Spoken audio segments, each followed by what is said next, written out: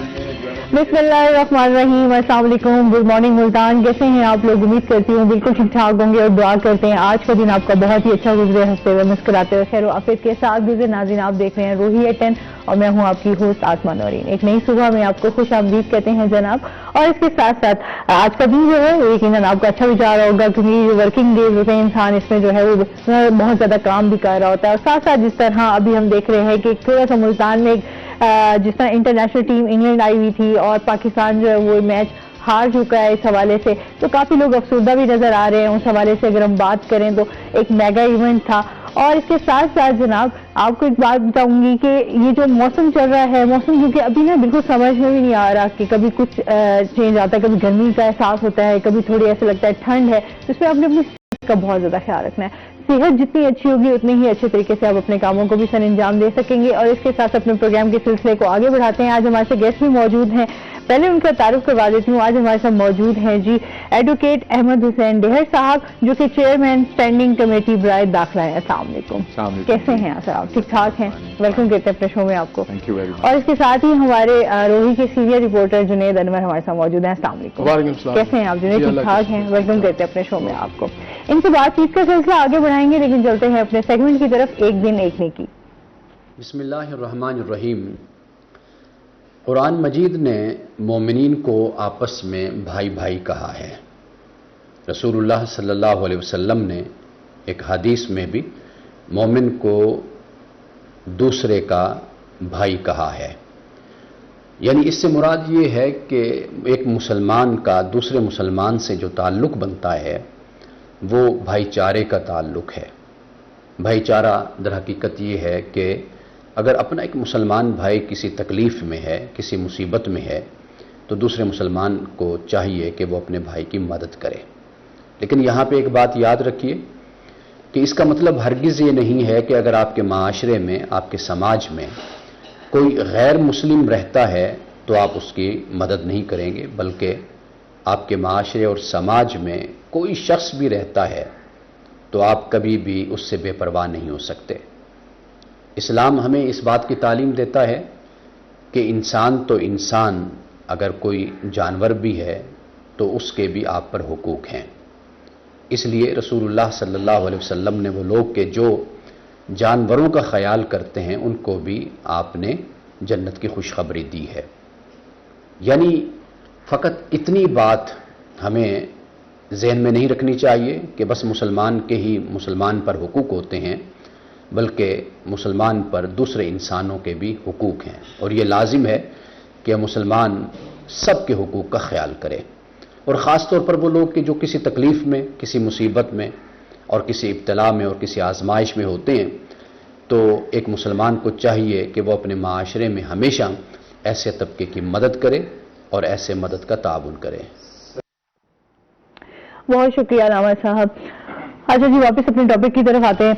ऐसा कौमी असम्बली में आर्मी के हक में करारदाद आपने जो पेश की है, उसके हवाले से उसके क्या मकासद हैं, इस हवाले से बताइएगा। बिस्मिल्लाहिर्रहमानिर्रहीम। मैंने ये ऑब्जर्व किया है कि फ्रॉम 1970 टिल टुडे हम एक जंग की हालत में हैं। एक प्रॉक्सी वॉर जो है वो चल रही है।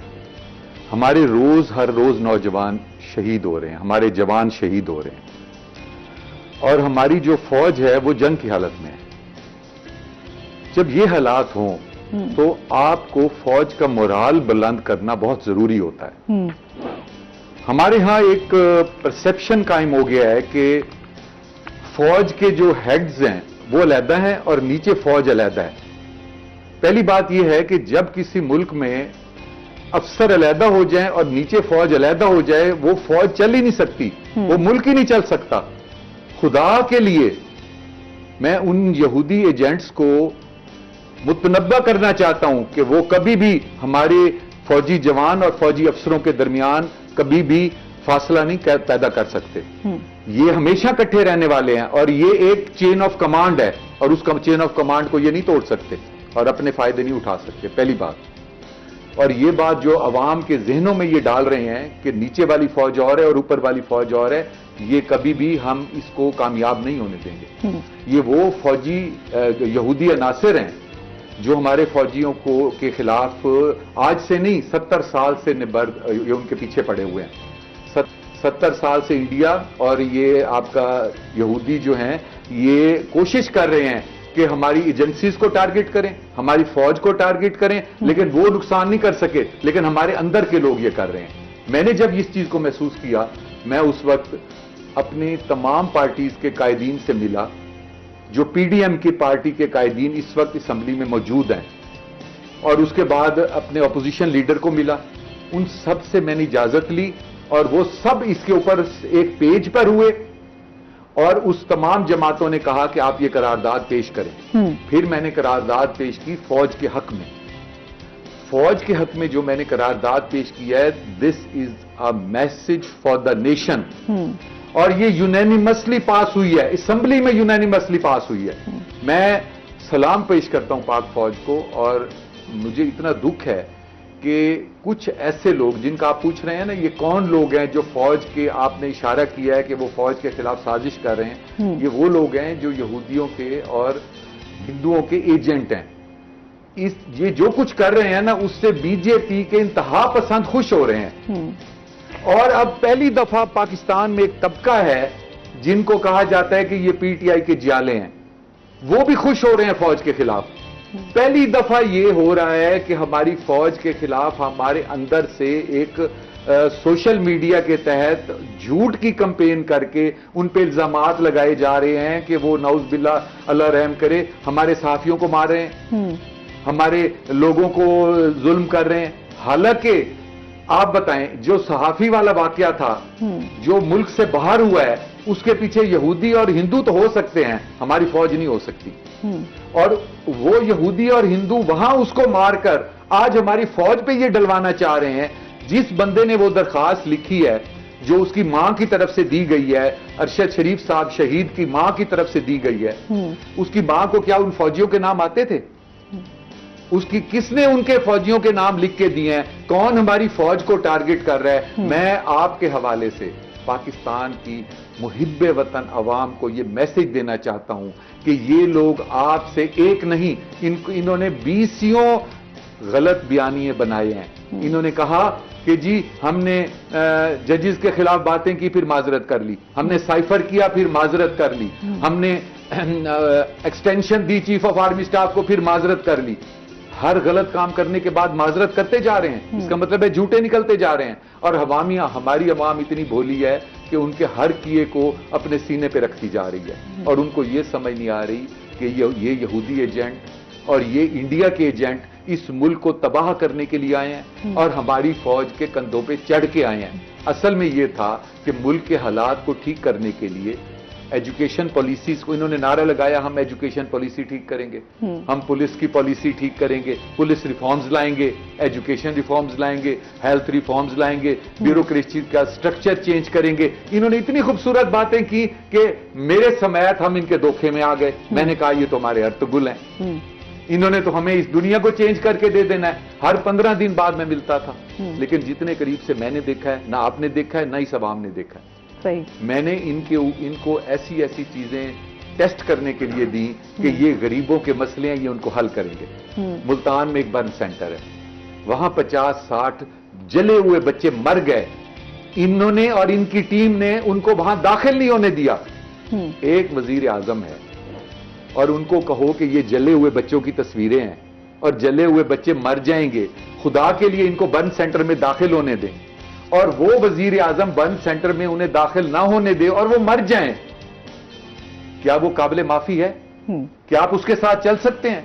उसके बाद मैंने 5 केस इनको दिए जब ये मुल्तान आए।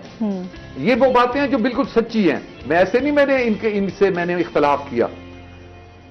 एक गरीब आदमी, उसकी 1 कनाल जमीन है, वो लैंड रिकॉर्ड सेंटर नहीं जाता, उसकी जमीन उतर जाती है, झूठे अंगूठे लगा के उतार दी जाती है। मैंने फोरेंसिक कराए, फोरेंसिक वजीर आजम के सामने, साबिक वजीर आजम के सामने पेश किए। यहां जब मुल्तान आए, मैंने कहा सर ये 5 केस हैं, इन गरीबों ने 1-1 कनाल जमीन अंगूठे नहीं लुटाए, इनके पीछे land record mafia, police mafia, anti corruption mafia ने मिलकर इनकी जमीनें उतार दी हैं। अब ये हार्ट अटैक हो गए इन्हें, ये मर जाएंगे, इनको जमीनें वापस करा दें। मेरे सामने वजीर आजम साहब ने वजीर आला साहब को कहा, चीफ सेक्रेटरी साहब को कहा, एक दफा नहीं 10 दफा। उन 7 महीने तो उनके पर्चे दर्ज नहीं हुए गरीबों के। सही। आप समझते हैं कि इमरान खान साहब ने किसी भी हवाले से जो है वो अपना एक किरदार अदा नहीं किया जो उनको करना चाहिए था, जो गरीब आवाम की आवाज बन के उठते? अच्छा, ये इस बात पे हम जो है जुनैद से भी जानते हैं। जुनैद, क्या कहना चाहेंगे इस बारे में? बिस्मिल्लाहिर्रहमानिर्रहीम। सबसे पहले तो अहमद हुसैन डेढ़ साहब का शुक्रिया कि ये मतलब स्पेशली हमारे शो के लिए इस्लामाबाद से मुल्तान आए हैं, रात को पहुंचे हैं स्पेशल शो के लिए, और आज उन्होंने हमें ज्वाइन किया, तो इस पर हम डेढ़ साहब के शुक्रगुजार भी हैं। डेढ़ साहब की जहाँ तक बात है कि ये एक इंतहा तक जाते हैं किसी बात को बयान करने के लिए और या किसी के साथ खड़े होने के लिए, मैं इस चीज़ का ऐनी शायद हूँ कि अहमद हुसैन डेढ़ साहब के पास जो ये जिन 5 अफराद की बात कर रहे हैं कि बिल्कुल ऐसे हुआ कि उनके रकबे जो हैं थोड़ी थोड़ी उनकी ज़मीन थी जो कि लैंड रिकॉर्ड, क्योंकि जहाँ पर अब वो रहते हैं वो पहले देहात था, वो मुल्तान का पोश एरिया बन गया, तो ज़मीन वहाँ की बड़ी महंगी हो गई है। और डेढ़ साहब ने ये पॉइंट्स भी रेज़ किए, मगर हमारा सिस्टम ऐसा है, हमारा लैंड माफिया ऐसा है कि ये गरीब आदमी का उस पर वापस सुनवाई नहीं होती। और अहमद हुसैन डेढ़ साहब अक्सर इस बात पर भी बताएंगे कि हमारा सिस्टम अब इस कदर बिगड़ चुका है कि एक MNA को अपने काम करवाने के लिए रिश्वत देनी पड़ती है।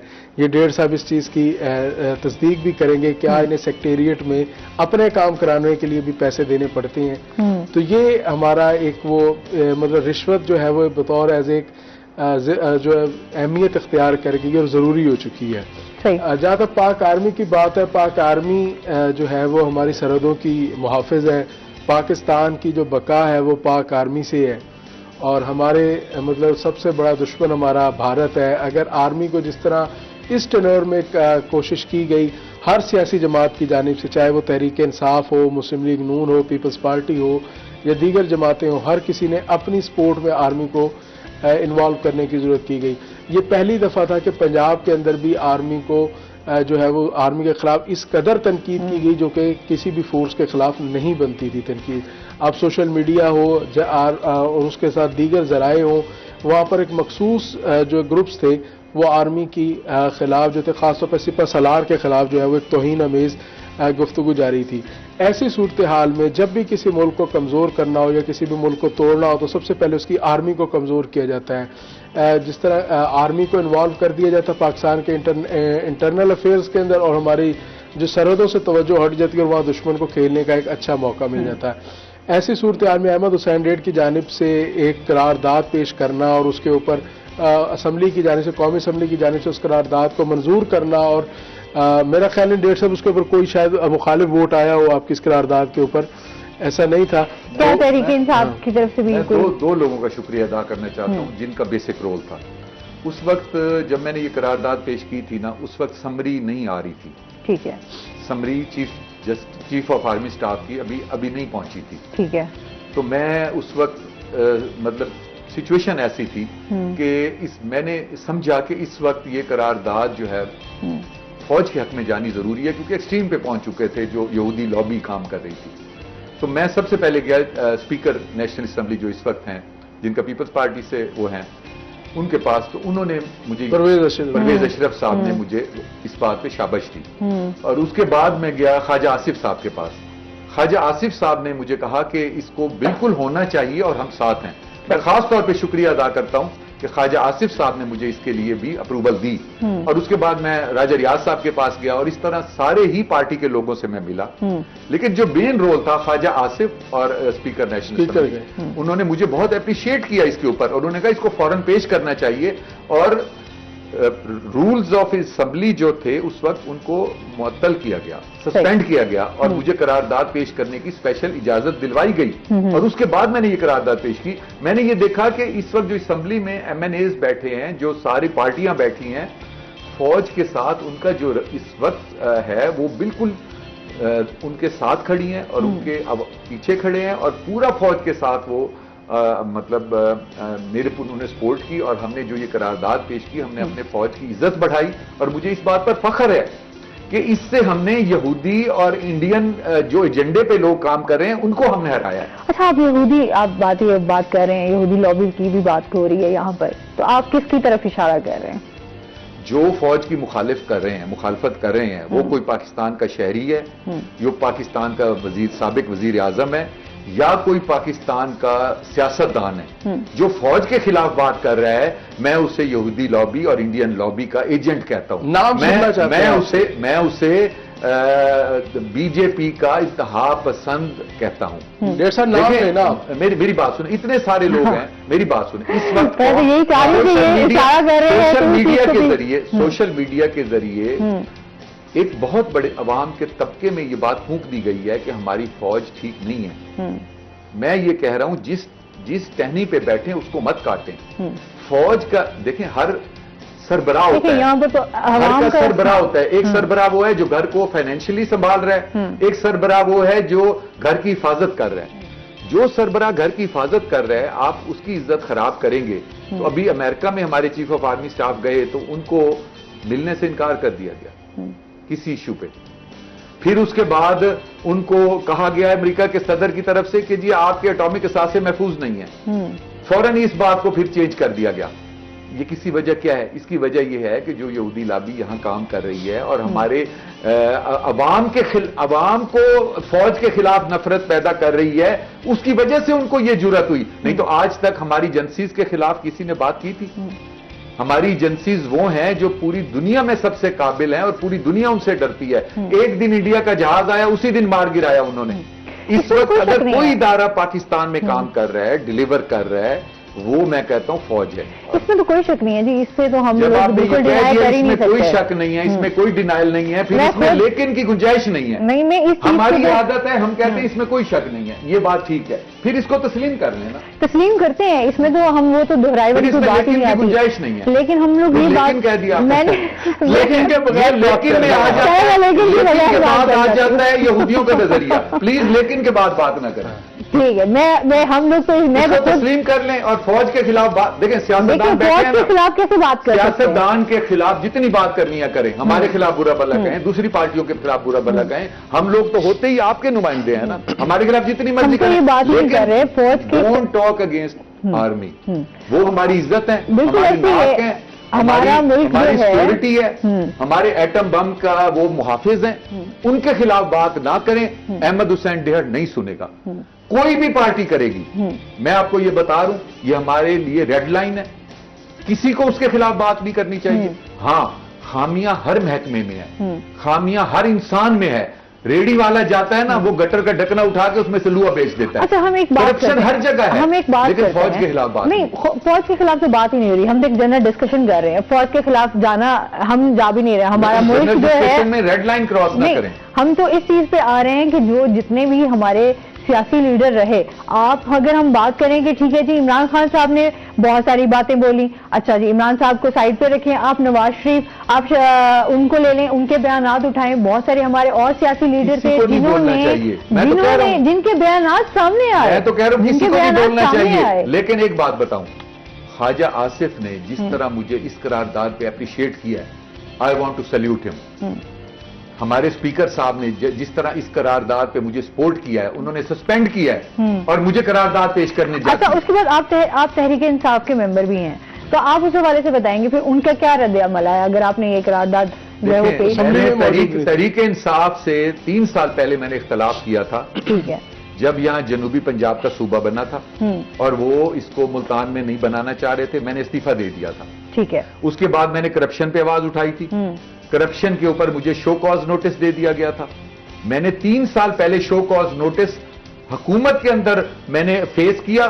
میرے خلاف تحریک انصاف کے ایم پی ایز نے پریس کانفرنس کی کہ تم نے صوبے کی بات کیوں کی ہے. میں نے اس کو فیس کیا. میں نے کرپشن پہ جنگ لڑی. یہاں پہ جو کرپٹ آفیسر ملتان میں لگائے گئے میں نے اس کے اوپر بات کی. یہاں پہ جو اس پہ لینڈ ریکارڈ سینٹر میں جو انہوں نے ریڈر رجسٹرار لگائے اس کے اوپر جو پیسے لیے وزیروں کے بندوں نے، میں نے اس کے اوپر بات کی. میں نے عمران خان صاحب کے سامنے یہ باتیں کی. لیکن آپ سے لاہور کے میں بعد آپ سے جو ہے کس نے رشوت لی تھی ڈیڑھ صاحب؟ آج آپ جنوبی پنجاب کے سب سے بڑے پلیٹ فارم پہ موجود ہیں، ہم آپ سے وہ نام سننا چاہیں گے، وہ کون سا محکمہ تھا، کون سا افسر تھا جسے آپ نے رشوت دی تھی؟ دیکھیں وزیر رشوت دی تھی کام کروانے کے لیے؟ دیکھیں وزیر اعلیٰ کے سیکریٹریٹ میں اگر رشوت مانگی جائے، اگر ڈی سی لگانے کے لیے 2 کروڑ کا باٹا ریٹ ہو، اور اگر سی پی او لگانے کے لیے 3 کروڑ کا باٹا ریٹ ہو، اور رشوت مانگی جائے سی ایم سیکریٹریٹ میں، تو کیا سی ایم وہ پیسے نہیں لے رہا؟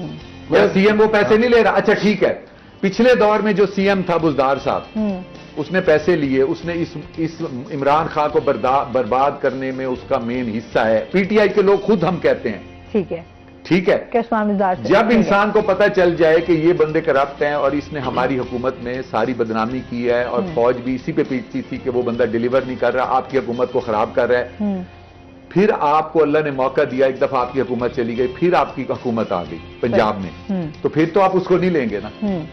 آپ بھی اگر ہوں کہ ایک دفعہ آپ بندے کو وزیر اعلیٰ بناتے ہیں، وہ کرپشن کر رہا ہے، وہ آپ کو خراب کر رہا ہے، آپ اس کو دوبارہ نہیں لیں گے، لیکن آپ نے دوبارہ اس کو پارٹی پی ٹی آئی کا لیڈر بنا دیا۔ اب یہ جو بن سینٹر ہے، اس میں سے جب شہباز شریف صاحب کی تھوڑے دن حکومت آئی تو میں نے انہیں ریکویسٹ کی کہ وہ جو ای ڈی بیٹھا ہے، وہ جو 12 سال سے کم عمر بچے داخل نہیں ہونے دیتا اور وہاں پہ پلاسٹک سرجری کر رہا ہے اور 1.5 لاکھ روپیہ اس کا لے رہا ہے، اور بچے مر رہے ہیں نشتر میں، وہاں وہ جراثیموں میں، تو اس کو شہباز شریف صاحب نے ہٹوایا، اس کو بھیج دیا، دوسرا لگایا، روز کے 35 بچے داخل ہو رہے تھے، اور وہاں انہوں نے بچوں کا ایک چلڈرن وارڈ بنوا دیا اور وہ بچے بچنے لگ گئے۔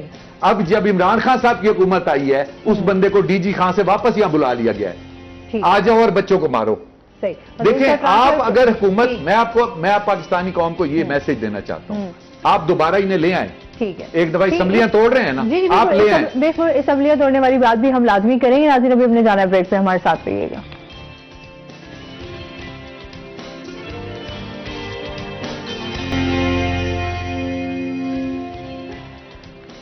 ویلکم بیک ناظرین، روہی 10 میں آپ کو خوش آمدید کہتے ہیں، اور جس طرح یہاں پر سیاسی صورتحال گرم ہوئی ہوئی ہے، اسی طریقے سے جو ہے موسم کا حال جان لیتے ہیں، چلتے ہیں اپنے سیگمنٹ کی طرف، ٹوڈیز ویدر۔ زہیب بخاری ہمارے ساتھ موجود ہیں، زہیب سے جانتے ہیں۔ زہیب ہمیں بتائیے گا آج دن بھر موسم کیسا رہے گا، کیا صورتحال ہے؟ آج بالکل صبح بخیر آسماں۔ آج ملتان شہر کے موسم کی بات کریں تو آج ملتان شہر کا موسم جو ہے وہ خشک اور سرد رہنے کا امکان ظاہر کیا جا رہا ہے۔ اسی طرح اگر ہم بات کریں درجہ حرارت کی تو محکمہ موسمیات کے مطابق آج ملتان شہر کا جو زیادہ سے زیادہ درجہ حرارت ہے وہ 23 ڈگری سینٹی گریڈ تک رہنے کا امکان ہے، جبکہ کم سے کم درجہ حرارت جو ہے وہ 7.9 ڈگری سینٹی گریڈ تک ریکارڈ کیا گیا ہے۔ بات کریں ہمیں ہوا میں نمی کے تناسب کی تو محکمہ موسمیات کے مطابق آج ملتان شہر میں ہوا میں نمی کا تناسب جو ہے وہ 80% تک ریکارڈ کیا گیا ہے۔ دھند کی جو صورتحال کی اگر ہم بات کریں تو دھند کے باعث جو حد نگاہ ہے وہ 1.5 کلومیٹر تک رہ گئی ہے، لیکن دھند جو ہے وہ واضح ہے، صاف ہے، مطلع صاف ہے، جس کے باعث جو ہے وہ ایئرپورٹس پر بھی جو فلائٹوں کا آپریشن ہے وہ بھی اس وقت جاری ہے۔ اس کے ساتھ ساتھ موٹر ویز بھی اوپن ہے، وہاں پر بھی جو ٹریفک کی روانگی ہے وہ جاری ہے۔ دوسری طرف محکمہ موسمیات کا یہ بھی کہنا ہے کہ آئندہ 24 گھنٹوں کے دوران ملتان شہر میں موسم جو ہے وہ مزید سرد اور خشک ہونے کا امکان ہے، تاہم بارش کا جو ہے وہ کسی بھی قسم کا کوئی خاص امکان ظاہر نہیں کیا جا رہا ہے۔ ایئر کوالٹی انڈیکس کی بات کریں تو ملتان شہر ایئر کوالٹی انڈیکس میں جو ہے اس کا 151 پوائنٹس ریکارڈ کیا گئے ہیں، جبکہ آلودہ ترین شہروں میں ملتان کا 6واں نمبر برقرار ہے۔ تو سردی کی شدت میں اور خشک سردی کی شدت میں جو اضافے کے ساتھ ہی ڈاکٹرز نے بھی جو ہے وہ اپنا ہدایت نامہ جاری کر دیا۔ ڈاکٹرز کا کہنا ہے کہ شہری جو ہے وہ صبح کے اوقات میں غیر ضروری سفر سے اجتناب کریں، چھوٹے بچے جو ہیں وہ صبح کے اوقات میں اپنے منہ کو ڈھانپ کے نکلے تاکہ کسی بھی بیماری سے جو ہے وہ بچا جا سکے۔ تو ڈاکٹرز کا بھی یہ کہنا ہے کہ شہری گرم پانی کا زیادہ استعمال کریں اور ٹھنڈے پانی کا استعمال کم کریں، اور ان خشک سردی میں جو ہے وہ گرم ملبوسات کا بھی زیادہ سے زیادہ استعمال کریں۔ جی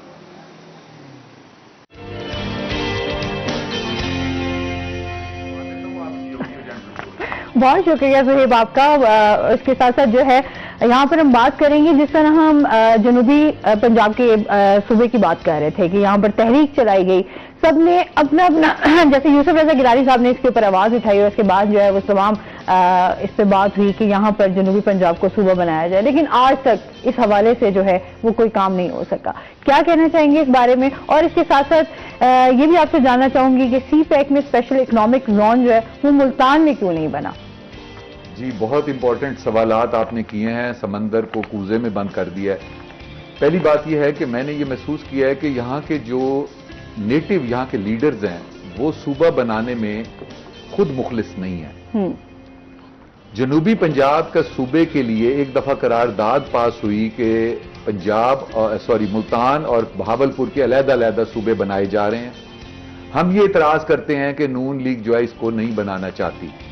उस वक्त पीपल्स पार्टी के मैं उस वक्त जो है 2008 से 13 के दौरान ये पंजाब में नून लीग की हुकूमत थी। नून लीग की हुकूमत से वहां करारदाद पास हुई कि पंजाब मुल्तान और बहावलपुर के 2 अलहदा सूबे बनाए जाएं, और ये चली गई फेडरल में। फेडरल में पीपल्स पार्टी की हुकूमत थी, वहां ये जो थी ये दफन हो गई, उसको पास नहीं किया गया। ठीक है। इसका जिम्मेदार कौन था? उस वक्त वजीर आजम यूसुफ रजा गिलानी थे। उनकी जिम्मेदारी थी उसको पास कराते। इसका मतलब है साबित हुआ कि यहाँ के लीडर इससे मुखलिस नहीं है, नंबर 1। उसके बाद जब इन्होंने कहा कि 90 दिन में हम, ये नारा था पिछले 2018 में पीटीआई का कि हम ये सूबा बनाएंगे जनूबी पंजाब, तो 90 दिन में सूबा नहीं बनाया। शाह महमूद कुरैशी साहब को कहते थे कि ये जनूबी पंजाब के वजीर आजम हैं, और जितने भी यहाँ पे ओहदे दिए गए, जितने चेयरमैन बनाए गए, जितने चीजें दी गई, फंड्स दिए गए, जितनी नौकरियां दी गई, वो शाह महमूद कुरैशी साहब ने दी। जब हम जाते थे वहां काम करवाने, वजीर आजम साहब को कहते थे शाह महमूद कुरैशी साहब से बात करें।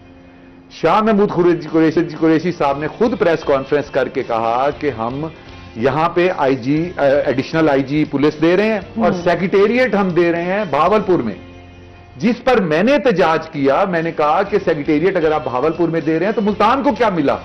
मैंने वजीर आला को जाके इस्तीफा दे दिया कि अगर आप उसमें से कुछ महकमे मुल्तान को नहीं देते तो मैं इस्तीफा देता हूं। मैंने रहता ही नहीं हूं पीटीआई का। जो ये कह रहे हैं ना कि इन्होंने इख्तलाफ किया, मैंने तो आज से 3 साल पहले इख्तलाफ किया था। उसके ऊपर वजीर आला ने मुझसे वादा किया कि हम आपको आधे महकमे देंगे। फिर उन्होंने वजीर आजम से बात करके आधे महकमे यहां दिए। अब यहां मुल्तान में भी आधे महकमे दिए, वहां भी दिए। आज तक सेक्रेटेरिएट बहावलपुर में नहीं बन सका। मेरे बुजुर्गों की जमीन यहां पड़ी थी, जो मेरे दादा की 200 मुरब्बे जमीन थी, जिसमें से ज़र इस्लाहत में हमारी जमीन जब्त हुई। वो सरकारी जमीन लैंड कमीशन की पड़ी थी, उस पे केसेस हमारे चल रहे थे। मैंने अपने रिश्तेदारों को कह के वो केसेस खत्म कराए, उस जमीन को क्लियर करवा दिया। इन्होंने देखा मुल्तान में कहां सरकारी जमीन क्लियर पड़ी है, तो इनको वही जमीन मिली, वहां पे इन्होंने उसको अप्रूव कर दिया। रात के वक्त हमने जाके उसका इफ्तिताह किया। उस वक्त लोग हंसते थे कि यहां सेक्रेटेरिएट नहीं बनेगा। आज सेक्रेटेरिएट वहां छतों पर पहुंच चुका है। ये अल्लाह ने मुझे सादत दी है। उसके बाद पीटीआई की हुकूमत के जिम्मे सिर्फ ये था कि उन्होंने जो यहां पे महकमे दिए उनको इख्तियारात देते। हम लड़ते लड़ते मर गए कि आप इख्तियारात दें। इन्होंने अमेंडमेंट ही नहीं की उसकी, इख्तियारात की। हम उसके लिए लड़ते रहे, इन्होंने अमेंडमेंट नहीं की। इसलिए कि हमारे जो यहां के लीडर हैं, जो वजीर हैं पीटीआई के यहाँ के, वो ये चाहते हैं कि मुल्तान में जो सेक्रेटरी हैं उनको इख्तियारात ना हो, जो ईडीओ हैं यहाँ पे, जो सीओ हैं, जो इंचार्ज हैं महकमों के सीओ, उनके पास इख्तियारात तो हम दबके लेके उनसे गलत काम करवा लें। सेक्रेटरी तो गलत काम नहीं करते ना, इसलिए वो चाहते हैं सेक्रेटरियों को इख्तियारात ही ना दिए जाएं। ये वाहिद आपका अहमद हुसैन ढेड़ मैं हूं जिसने इस बात पे स्टैंड लिया कि उनको इख्तियारात दिए जाएं। देखें, पहले इख्तियारात नहीं दिए गए पीटीआई की गवर्नमेंट में, नून लीग आ गई। मैंने शहबाज शरीफ साहब से मुलाकात की, मैंने हमजा साहब से मुलाकात की। हम डॉक्यूमेंट प्रिपेयर कर रहे थे इख्तियारात वाला। इन द मीन टाइम उनकी गवर्नमेंट चली गई, क्योंकि वो अपोजिशन की बात सुनते हैं। उस वक्त हम अपोजिशन के तौर पे, लीडर के तौर पे मैंने बात की, वो अपोजिशन के बात सुनते हैं। इमरान खान साहब तो अपोजिशन लीडर को तो समझते ही नहीं है ना कि वो कोई सियासत में है।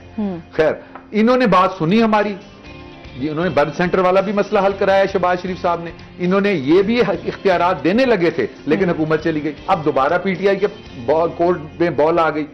अब इन्होंने इख्तियारात देने हैं ना सूबे के लिए, तो ये भी नहीं दे रहे। आपको पता है, क्योंकि ये अंदर से मुखलिस नहीं है। अगर ये इख्तियारात देंगे, मुल्क तरक्की करने लग जाएगा, तो इनके जो आका हैं यहूदी एजेंट, वो नाराज हो जाएंगे। सही। आप देखें ना, अभी आप दूसरा सवाल आपका सी पैक है। सी पैक आप बताएं, कौन है? सी पैक को गेम चेंजर कहते हैं। जब सी पैक हमारा यहां से शुरू होगा, गवादर तक पहुंच जाएगा, इस मुल्क में कितनी तरक्की होगी? क्या हमारी फाइनेंशियल सूरत बेहतर हो जाएगी? हम आईएमएफ के कर्जों से निकल जाएंगे? ये मुल्क तरक्की के राह पे चला जाएगा? वो कौन है जो तरक्की नहीं करने देता? यहूदी या हिंदू? मानते हैं आप? अब यहूदी या हिंदू ये तरक्की नहीं करना चाह रहे, उन्होंने अपने एजेंट छोड़ रखे हैं जिन्होंने सी पैक रुकवा दिया। अब सी पैक किसने रुकवाया?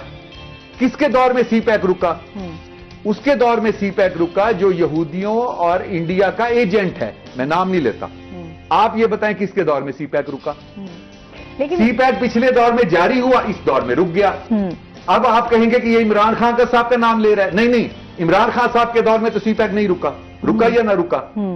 अच्छा, अगर रुका, आखिरी बात सुन लें, जी, अगर सी पैक इमरान खान साहब के दौर में रुका तो इसका मतलब है वो किसके एजेंट है? मेरा ये सवाल है पाकिस्तान कौम लेकिन उसके से। बाद मेरा ये उनसे सवाल है जो इमरान डू हैं। मेरी बात सुन लें। और दूसरी बात अच्छा, मेरी आखिरी सुन लें। आखिरी जी। आपका सवाल था कॉलर ले लेते, स्पेशल इकोनॉमिक जोन। कॉल ले लेते, कॉलर से मुझे ना लड़वाएं, क्योंकि यहाँ पे जो है जाहिर है तो पीटीआई वाला नाराज हो गया होगा मेरी बात सुन के। सर जी, कॉल तो स्पेशल इकोनॉमिक जोन की जवाब सुन लें। सर मेरी बात तो सुन ले। अस्सलाम वालेकुम। अस्सलाम वालेकुम। वालेकुम सलाम। जी, मोहम्मद लतीफ हमारे साथ मौजूद हैं, क्या कहना चाहेंगे?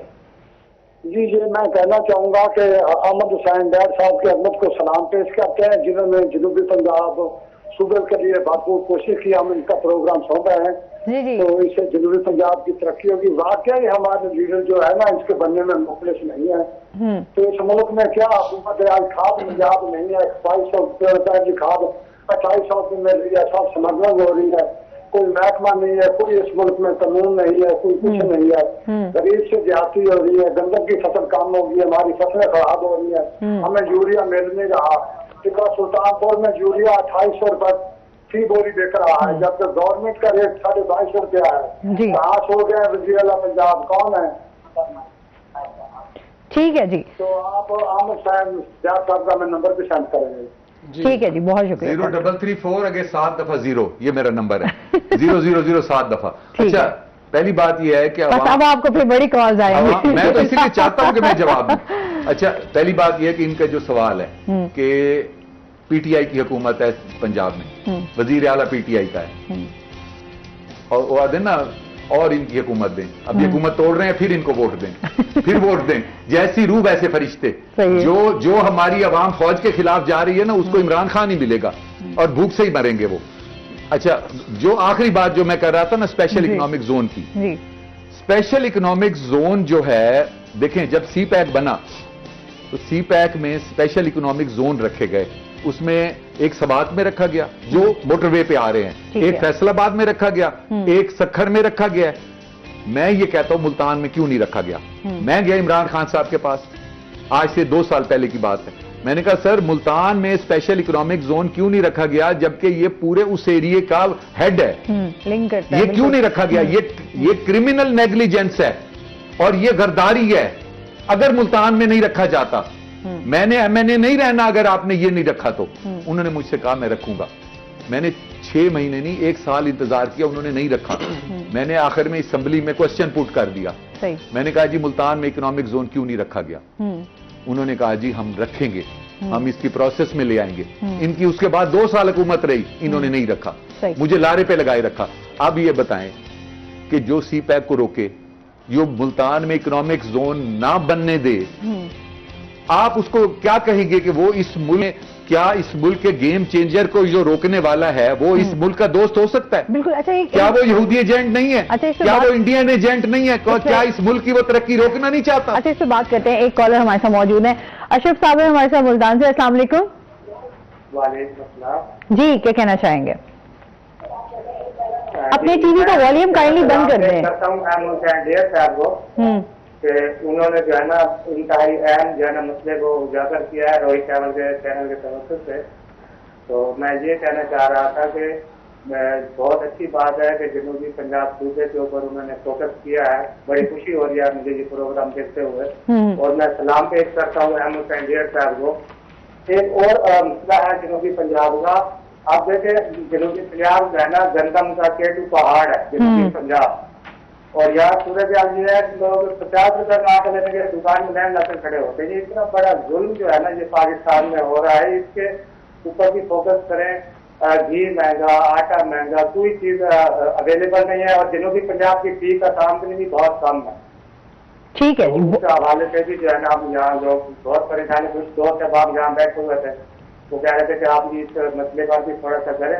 ठीक है जी, बहुत शुक्रिया, इस पे हम बात करते हैं। बहुत शुक्रिया कॉल करने का। इनका जो सवाल है उसका जवाब इनसे लाजमी लेंगे, लेकिन अभी हमने जाना है ब्रेक पे, हमारे साथ रहिएगा।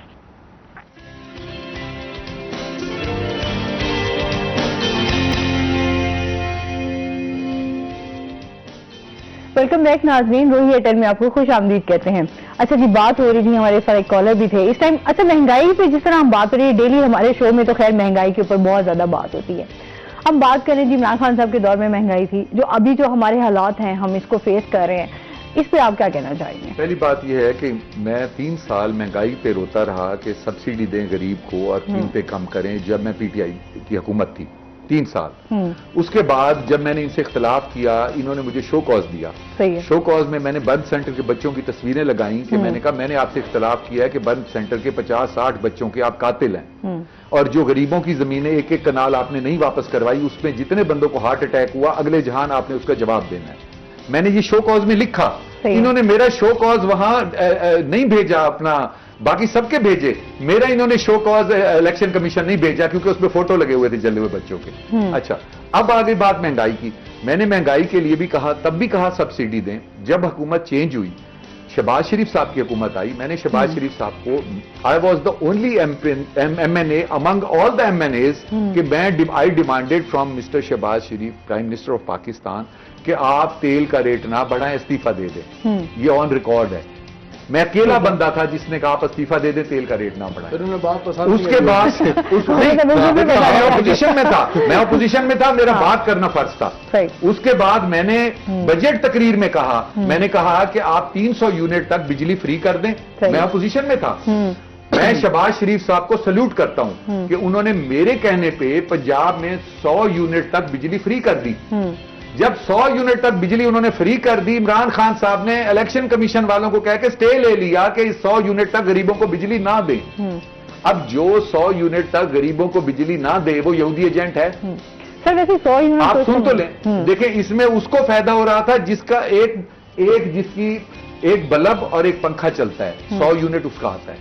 उसको जो 10,000 8,000 बिल आना था वो नहीं आना था। सर अब तो 100 यूनिट से आप ये देखें ना, फ्यूल प्राइस जो उन्होंने एडजस्टमेंट लगाई है, अब तो आधा बिल तो आपका उसी में आ जाता है। अगर मेरे घर का बिल मेरी बात सुने ना, मेरे घर का बिल आया जी 15,000, तो उसमें डबल 15,000 तो उसका फ्यूल एडजस्टमेंट प्राइस उस पर ऐड हुआ है। देखें आप जो है ना फिर 15,000 वालों पे चले गए। मैं गरीब की बात कर रहा हूँ। सर गरीब का भी मैं वही कह रही हूँ, अगर उनका 4,000 भी आया है, 4,000 से वो 8,000 पे चले गए, अगर उनका 2,000 भी आया है तो देखें अंकल तो फौज में है ना, ठीक है। मेरी बात सुने, कहने का मकसद ये है, मैं गरीब की बात कर रहा हूँ, मैं बड़ों की बात कर रहा, मैं डरता हूं बड़ों से। मेरी बात हम तो खुद गरीब, हम ये तो कह रहे हैं, हम तो गरीब की आवाज बन के बैठे हैं। 100 यूनिट आता है ना, वो एक पंखा और एक चलाता है वो बल्ब। अब उसके टैक्स लगते 10,000 बिल हो जाता है। अगर उसको 100 यूनिट माफ कर दिया जाए तो समझ ले 10,000 आपने उसकी जेब में डाल दिया। यही बात मैंने कहा प्राइम मिनिस्टर को, प्राइम मिनिस्टर ने 100 यूनिट तक छोड़ दिया। इलेक्शन हो रहे थे उस वक्त पंजाब के, इन्होंने इलेक्शन कमीशन को कहा कि वो ना दें। उसके बाद हुकूमत आ गई इनकी, इन्होंने वो 100 यूनिट जारी नहीं किया, एक और जुल्म गरीब पे कर दिया। अब इस वक्त मैं आपको बता दूं, इस वक्त सूरत हाल ये है, अगर आपने मुईशत को ठीक करना है, फाइनेंस को ठीक करना है, ये खिलाड़ी नहीं कर सकता। मैं आपको चैलेंज से कहता हूं, इनके 3 साल में 4 साल में इन्होंने 4 फाइनेंस मिनिस्टर चेंज किए हैं। सही है। अगर 4 साल में आप 4 फाइनेंस मिनिस्टर चेंज करें, 76% लोन पाकिस्तान की तारीख में जितना लोन लिया गया है, 76% वो लोन इमरान खान साहब के दौर में लिया गया है। सही। और सबसे कड़ी शराइत पे लिया गया है, सबसे कड़ी शराइत पे। IMF का जो मुआहदा साइन हुआ है, अगले 10 साल 5 साल हमने उसके ऊपर अमल करना है। जो सबसे कड़ा मुआहदा साइन किया है इन्होंने किया है। 17% जो सब्सिडी थी वो इन्होंने खत्म करवाई है। उसके बाद जो आपका स्टेट बैंक है उसका गवर्नर इन्होंने वहां से मंगवा के लगवाया है। बात यह है कि इन्होंने गिरवी रख दिया पाकिस्तान को। जब आप खिलाड़ी के जिम्मे लगाएंगे कि आप फाइनेंस संभालो, دیکھیں میں یہ نہیں کہتا کہ ان کی میں فیور میں بات نہیں کر رہا، لیکن یہ شروع سے جو سیاستدان ہیں، جو معیشت دان ہیں، یہ سنبھال سکتے ہیں۔ ابھی بھی دیکھیں ڈالر کا ریٹ ٹائم ہو گیا، واپس آئے ہوئے انہوں نے پھر کیا کیا؟ اسحاق ڈار صاحب نے بھی ہاتھ کھڑے کر لیے، جو وہ پہلے بیمار تھے اور پھر وہ پاکستان پہنچے، اور پڑھے لکھے لوگوں سے میں آج بات کرنا چاہتا ہوں کہ جب آپ IMF کے معاہدے پہ سائن کر دیں اور وہ معاہدہ اتنا سخت ہو جس سے پاکستان کی اگلے 10 سال میں اکانومی کو نقصان ہونا ہو، آپ اس معاہدے سے ڈائیورٹ نہیں کر سکتے۔ پھر آپ نے جو معاہدہ کیا ہے اس معاہدے میں آپ نے کہا ہم تیل کی قیمتیں بڑھائیں گے، وہاں جا کے آپ نے تیل کی قیمتیں کم کر دی۔ اب انٹرنیشنل معاہدے سے جب آپ ڈائیورٹ کریں گے تو آپ کو ریلیف نہیں دیں گے وہ آگے۔ اب ان کا پتا تھا ہماری حکومت جا رہی ہے، انہوں نے وہاں معاہدہ سخت کیا تاکہ اگلی حکومت کو نقصان پہنچے۔ حکومت غریب کا نہیں سوچا، انہوں نے غریب کا نہیں سوچا۔ ایسی صورتحال تھی تو حکومت نہیں لینی چاہیے۔ اگر حکومت نہ لیتے تو ملک اور ڈوب جاتا۔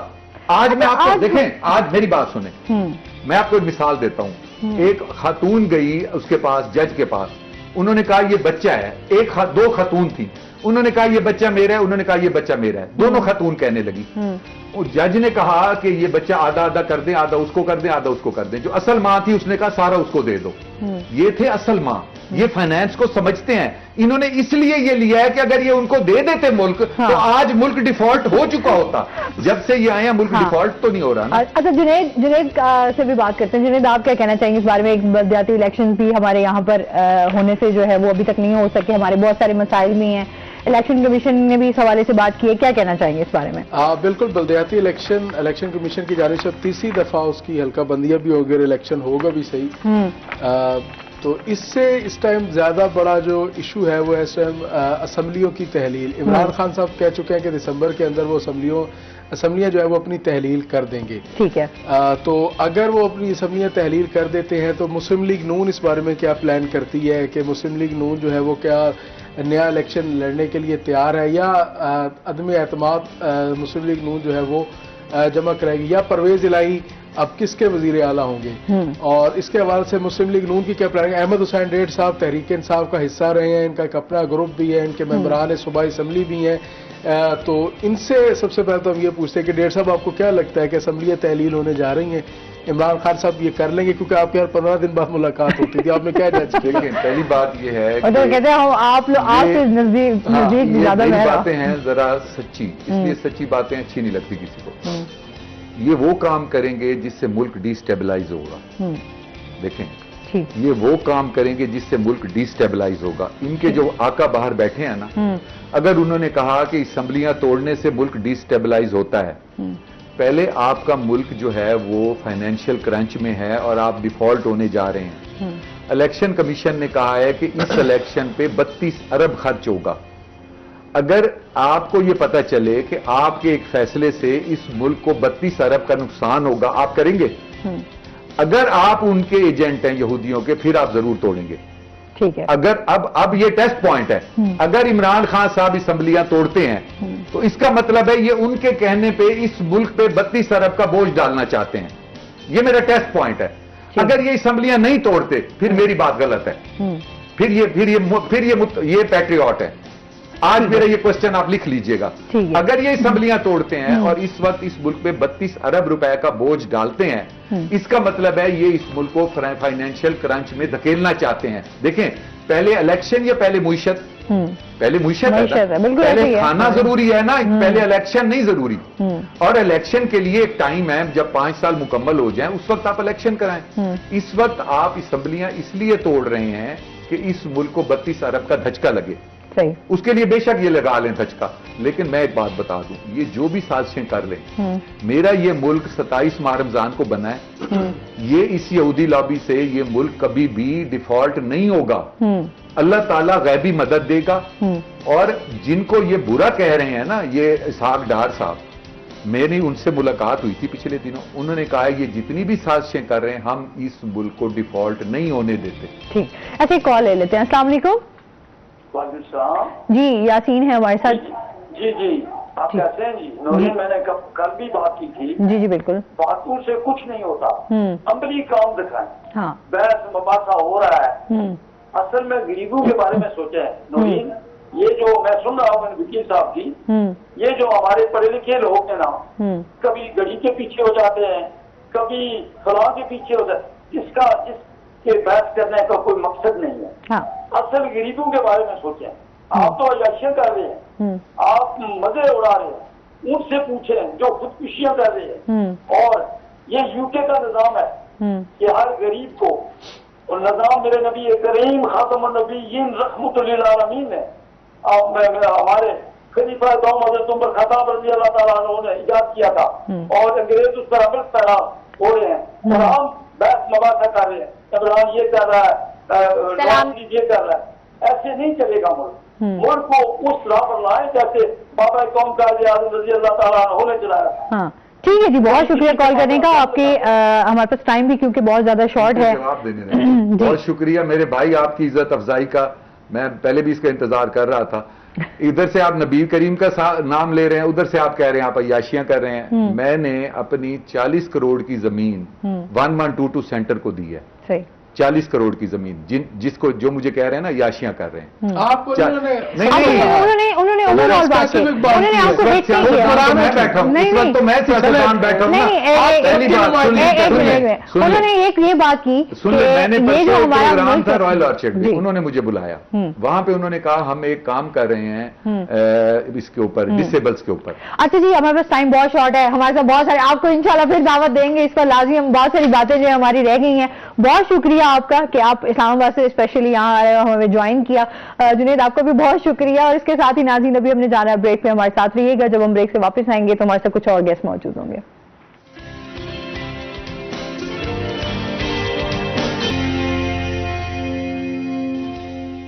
वेलकम बैक नाज़रीन, रोही एयरटेल में आपको खुश आमदीद कहते हैं। और ब्रेक के बाद हमारे साथ गेस्ट मौजूद हैं, उनका तारुफ करवा देती हूँ। आज हमारे साथ मौजूद हैं जी मोहम्मद इरशाद साहब, जो कि senior executive farm agri services center Fauji fertilizer company से। अस्सलाम वालेकुम, कैसे हैं आप?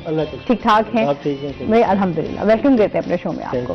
अच्छा जी, आज जो हमारा टॉपिक है, आपको पता है कि हमेशा जो किसान के लिए, जो हमारे काश्तकार हैं, उनके लिए जो अहम होता है सबसे पहले वो उनकी फसल होती है। और फसल तभी अच्छी होती है जब ज़मीन की जरखेज़ी जो है वो बहुत अच्छी हो, उसकी खादों का इस्तेमाल जो है वो बहुत ज़्यादा अच्छा किया जाए, और एक ऐसी कंपनी हो जिसपे काश्तकार जो हैं, किसान जो हमारे भाई हैं, वो उसके ऊपर अंधा एतमाद कर सकें कि इसकी वजह से हमारी ज़मीन, हमारी जो फसल है वो अच्छी हो सके। तो फौजी फर्टिलाइज़र कंपनी ऐसी कंपनी है जिसके बारे में मैं थोड़ा सा बता दूं कि इस हवाले से हमारे जो काश्तकार हैं, हमारे किसान भाई हैं, वो बहुत ज़्यादा एतमाद करते हैं और ये लोग बहुत ज़्यादा खिदमात अपनी सरंजाम दे रहे हैं। सबसे पहले तो हम ये जानना चाहेंगे ना, फौजी फर्टिलाइज़र कंपनी के बारे में हमें बताएं।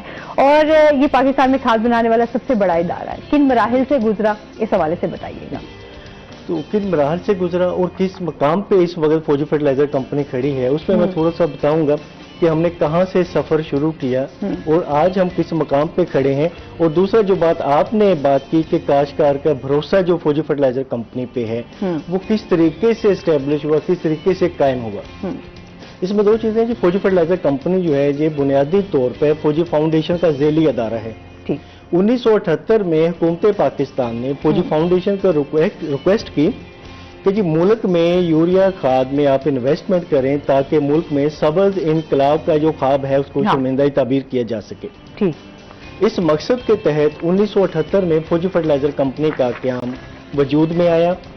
1982 में हमारी पहली बोरी सादकाबाद में हमारा पहला कारखाना लगा गोटमाची के मकाम पे। पहले वहाँ पे 1982 में पहली बोरी हमारी मार्केट में आई। उसके बाद मुख्तलिफ मराहल से गुजरते हुए हमने सादकाबाद में एक और प्लांट लगाया 1993 में। सन 2000 में फौजी फर्टिलाइजर बिन कासम कराची में हमारा डीएपी का प्लांट लगा, जहाँ पे तकरीबन 50% मुल्क की ज़रूरत की डीएपी बनाई जाती है। उसके साथ साथ वहाँ पे 16 यूरिया ग्रैनुलर मोटे दाने वाला यूरिया बनाया जाता है। फिर इसके बाद सन 2002 में नेशनल फर्टिलाइजर कारपोरेशन है, उनके पास प्लांट था पाक सऊदी फर्टिलाइजर के नाम से, मीरपुर मथेलो डिस्ट्रिक्ट घोटकी में।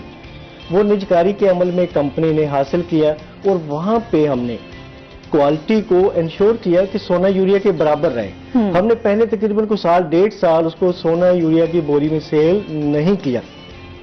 हमने वहाँ पे ये किया कि हमारे टेक्नोलॉजिकल जो इंजीनियर्स थे उन्हें उसकी क्वालिटी को बेहतर किया। पहले हम उसे सेल करते रहे FFC यूरिया के नाम से।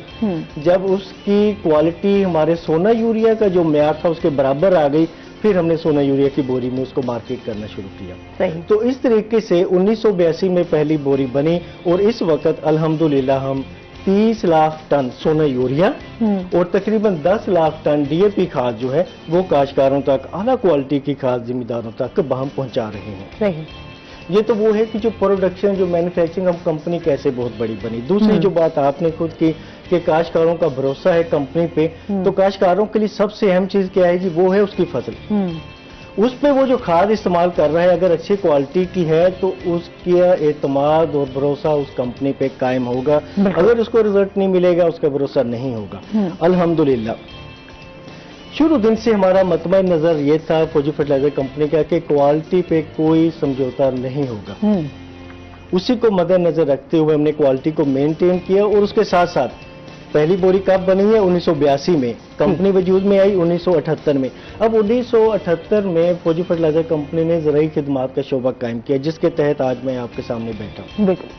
अब वो जो खिदमात का शोबा था वो जमीन की तैयारी से लेके फसल की बर्दाश्त तक काश्तकारों को सारे पैदावारी अवामल पे रहनुमाई, अमली रहनुमाई मुहैया करते हैं। अब वो जो भरोसे का रिश्ता था वो टेक्नोलॉजी, जो हमारी पैदावार की जो क्वालिटी है प्रोडक्ट की, वो और दूसरा सर्विसेज, इन दोनों से कायम हुआ। अब ये जो भरोसे का रिश्ता है ये कोई अभी नहीं है। ये जो 1980 की दहाई में, 1990 की दहाई में जो काश्तकार सोना यूरिया इस्तेमाल कर रहे थे, अब उनका बेटा या उनका पोता उसी क्वालिटी की खादें उसी भरोसे और इत्मीनान के साथ इस्तेमाल कर रहे हैं। और जो भरोसे का जो विरासत में उसको मुंतकिल हुई है, जो इत्मीनान और भरोसा है FFC पे। जी ठीक हो गया। अच्छा, इसके साथ साथ जिस तरह हम ये तो आपका बता दिया कि किन मराहिल से गुजरा और किस तरह जो है हमारे किसान काश्तकार भाई इस पर एतमाद करते हैं, साथ साथ इनकी प्रोडक्ट रेंज के बारे में भी हमें बताएं कि कौन कौन सी खादें जो हैं वो काश्तकारों तक पहुंचाई जा रही हैं। जी, इस वक्त जो मुल्क में जो हमें पौधे को कुल खुराकी अज़ा चाहिए होते हैं वो 18 है। उनमें से 5 की हमारी जमीनों में काफी हद तक कमी वाक़ हो चुकी है। सही। उन्हीं 5 खुराकी अज़ा को फसल की जरूरत पूरी करने के लिए हम खादें बनाते हैं और मार्केट करते हैं। उसमें हमारे यूरिया खाद के 2 ब्रांड्स हैं।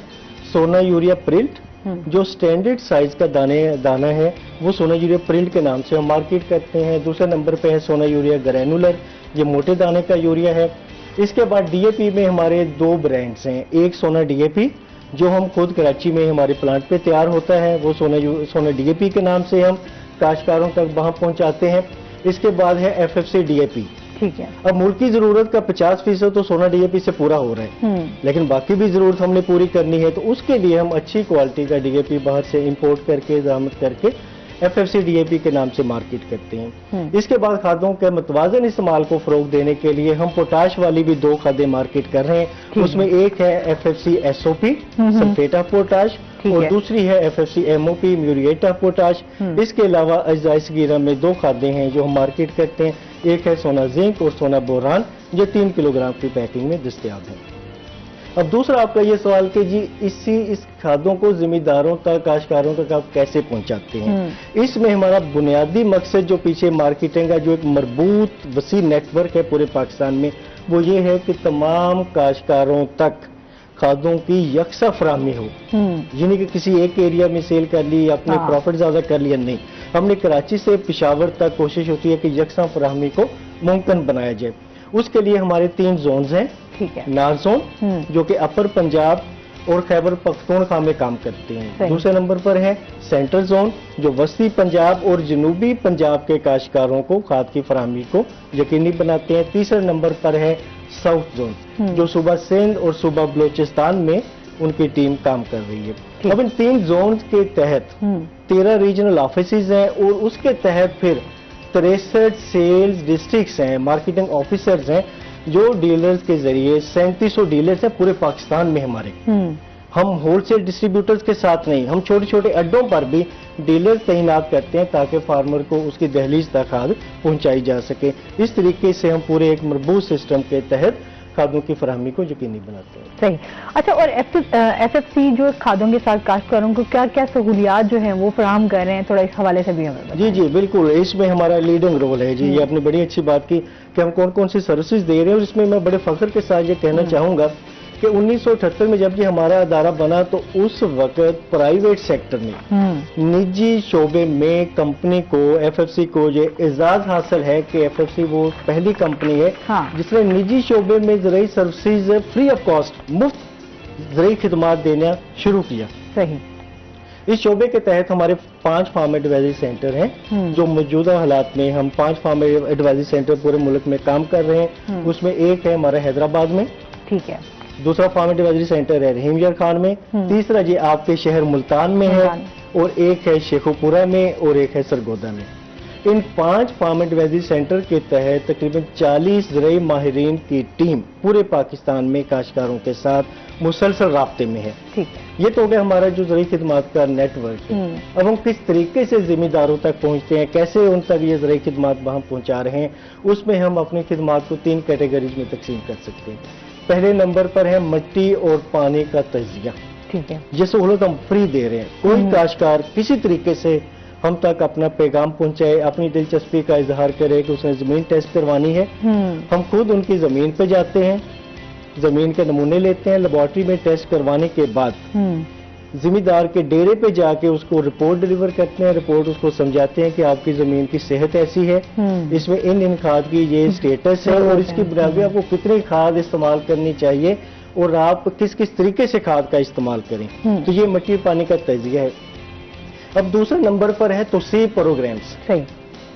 اب جو جتنے زرعی تحقیقاتی ادارے ہیں ان میں تحقیق ہو رہی ہے, ریسرچ ہو رہی ہے, وہ تحقیق جو ہے اداروں تک محدود نہیں ہونی چاہیے, ذمہ داروں تک پہنچنی چاہیے. بالکل ایسے ہی. اس کے لیے ہم توسیع پروگرام کرتے ہیں اور وہ مختلف لیول کے پروگرام ہوتے ہیں. 1 to 1 فارم وزٹ ہوتے ہیں. ٹھیک ہے. ذمہ دار کی کال آتی ہے, ہم خود جاتے ہیں, کھیتوں کا معائنہ کرتے ہیں, اس کے مسائل دیکھتے ہیں, اس کو حل بتاتے ہیں. ٹھیک ہے. اس کے علاوہ گروپ ڈسکشن کرتے ہیں. 10 سے 12 کاشتکاروں کے ساتھ مشاورت کا سیشن ہوتا ہے آدھے پونے گھنٹے کا.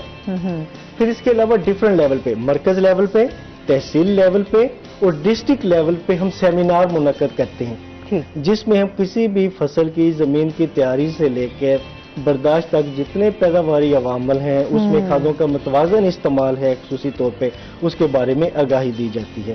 یہ توسیع پروگرام ہے. اب تیسرے نمبر پر ہے کہ صرف یہی نہیں کہ باتوں کی حد تک نہیں, جو ریسرچ ہو رہی ہے, جو تحقیق ہو رہی ہے, اس کے عملی ترویج کے لیے ہم کاشتکار کے ساتھ مل کے اس کے کھیت میں نمائشی پلاٹ لگاتے ہیں. صحیح.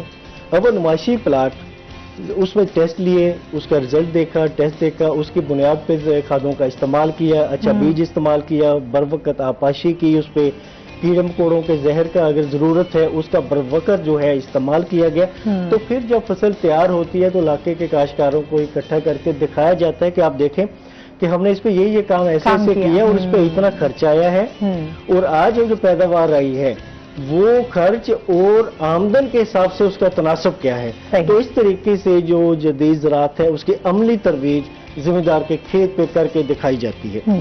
اچھا, یہ بڑا ضروری ہے اویئرنیس, جتنی اویئرنیس جائے گی اتنا ہی آپ اپنے آپ کو, جو ریسرچ تحقیق ہو رہی ہے وہ اداروں تک محدود نہیں ہونی چاہیے, وہ پہنچنی چاہیے. اچھا, اس کے ساتھ ساتھ ابھی جیسے سوشل میڈیا کا دور ہے اس میں بھی کمپنی بڑا لیڈنگ رول پلے کر رہی ہے. ہماری ویب سائٹ ہے. ٹھیک ہے.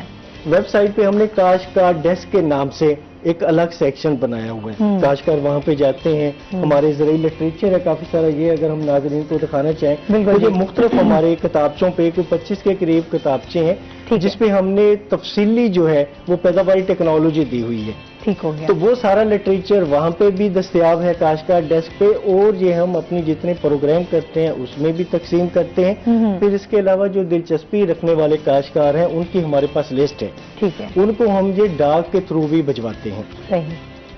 پھر دوسرے نمبر پر ہمارے فیس بک پیجز بھی ہیں, لوگ وہاں پہ بھی آتے ہیں, ان کو انفارمیشن دی جاتی ہے.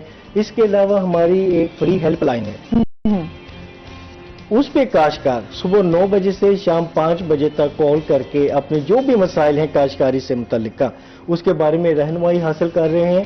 اور اس کے بعد اگر 5-6 بجے یا رات کو کسی کی کال آ جاتی ہے تو وہ ریکارڈڈ لائن پہ آئے گی, اور صبح جیسے ہی ہماری ٹیم وہاں پہ کولیگ آتے ہیں تو ان کو کال کرتے ہیں, ان کے مسائل کا حل ان کو پیش کرتے ہیں, اور اگر ان کی کوئی مٹی ٹیسٹ حوالے سے کوئی چیز ہو تو وہ اس جو ان کی کوئری ہے وہ ریسپیکٹو جو آفیسر ہے, متعلقہ آفیسر ہے, اس کو بھیج دی جاتی ہے. صحیح.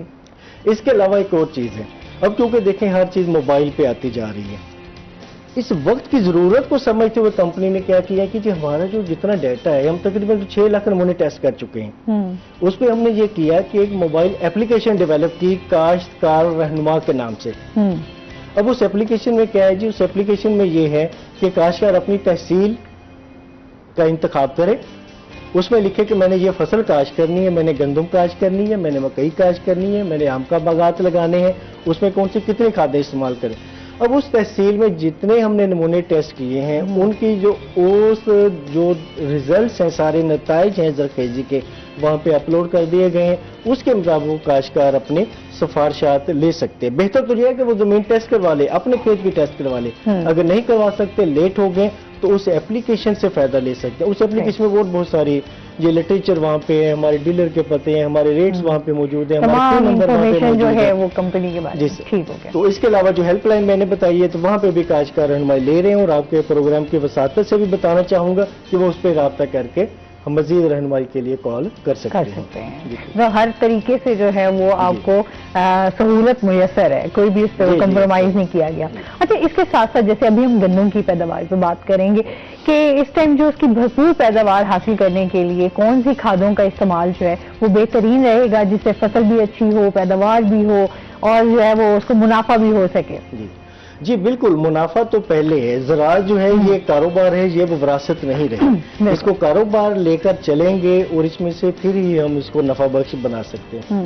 اب آپ نے بات کی کہ گندم کی پیداوار، کسی بھی فصل کی جو پیداوار ہے اس میں 50% تک حصہ جو ہے وہ کھادوں کے استعمال سے حاصل ہوتا ہے، کھادوں کے متوازن استعمال سے۔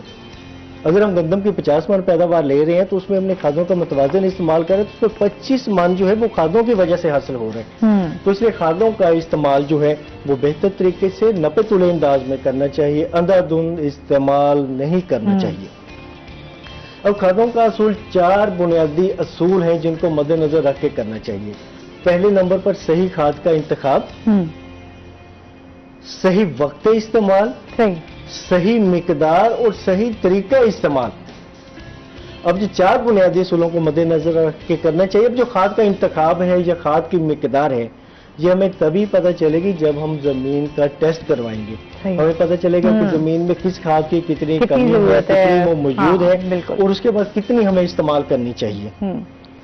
اب جو گندم کی موجودہ صورتحال ہے، آپ کا سوال تھا گندم کے حوالے سے، تو گندم تقریباً کوئی پوری جو اس کی بجائی ہے مکمل ہو چکی ہے، پہلا پانی اسے لگ رہا ہے، لیکن میں کاشتکاروں کی رہنمائی کے لیے جو عمومی سفارشات ہیں وہ بتا دیتا ہوں کہ 1 ایکڑ میں گندم کے لیے 1 سے 2 بوری D A P,